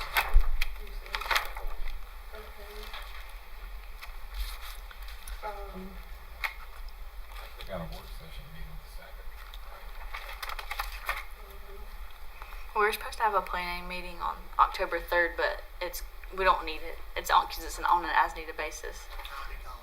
Yeah, but we won't have that planning meeting on the 3rd. We have a meeting on the 9th. We'll be gone the week of the 16th. Hopefully, you look out as far as the week of the 23rd, 24th, 25th. I can do that week. Be as soon as they wanted it, but You're available on weekends. The only thing is, Yeah, I did a 3-hour Board of Health meeting yesterday. Of course. Why not? In answer to your question, if it's something, in my opinion, just in reading through the procedures, if it's something that's related to an item that's already on the agenda for today, I think you could go into a closed session to discuss that and then come back out. It is. Okay, good. Because if it was something else, I think you would have to actually publish the closed session. Does that make sense? I think that's Sure. that tracks. So all we And it won't need take is, but a minute. all we need is Amber just to read out. Read the You'll rationale. need to do the motion and read out the rationale for the motion. let me find them first. I didn't have them prepared because Fine. we didn't have one. Should be that. And Jennifer, which rationale? I'm assuming it's going to be to consult with the county attorney. That number 2, 3. to consult with the county attorney or another attorney employed or retained by the county in order to preserve attorney-client privilege. Okay. Yeah, we're gonna do that. Hey, should I sign these things before we go into closed I session? think so. Let's not- Well, okay. Yeah. I want to go home. I know she does. I do too. Yeah, go ahead and sign them. You sign the documents. Okay, so one last thing I'd like to add, I thought of just on the school thing. So we're going to have a joint meeting with them. So you just want to have Amber get with us and get a date Okay. together after she talks to them again. Yeah, that works. One other point, I hope you guys will consider my request to put them back on the Mason Borough path. Because one other thought I had after that is Mason Borough said this was the most complicated one they had ever done, I think. I think I remember them saying that during their presentation, so it's a very complicated thing. My opinion on that is it's not our place to tell them what they have to do. So I think they have other studies too. I think they just need to consider all the information, data and studies. And I would be fine with them reconsulting with Mason Borough to fine I'm not telling them what they have to do, Right, I'm just right. saying that if they don't Right. do it, I'm not funding it. Well, they're not asking for any funding right now. Well, they will be eventually, so. Yeah. We just need a motion and a second after I read the rationales for closed session. Okay. To consult with an attorney employed or retained by the public body in order to preserve the attorney-client privilege between the attorney and the public body, which privilege is hereby acknowledged pursuant to General Statute 143-318.11A3. I'll make a motion, we go into closed. Second. First say aye. Okay, good, as soon as I sign the document. Sign the documents.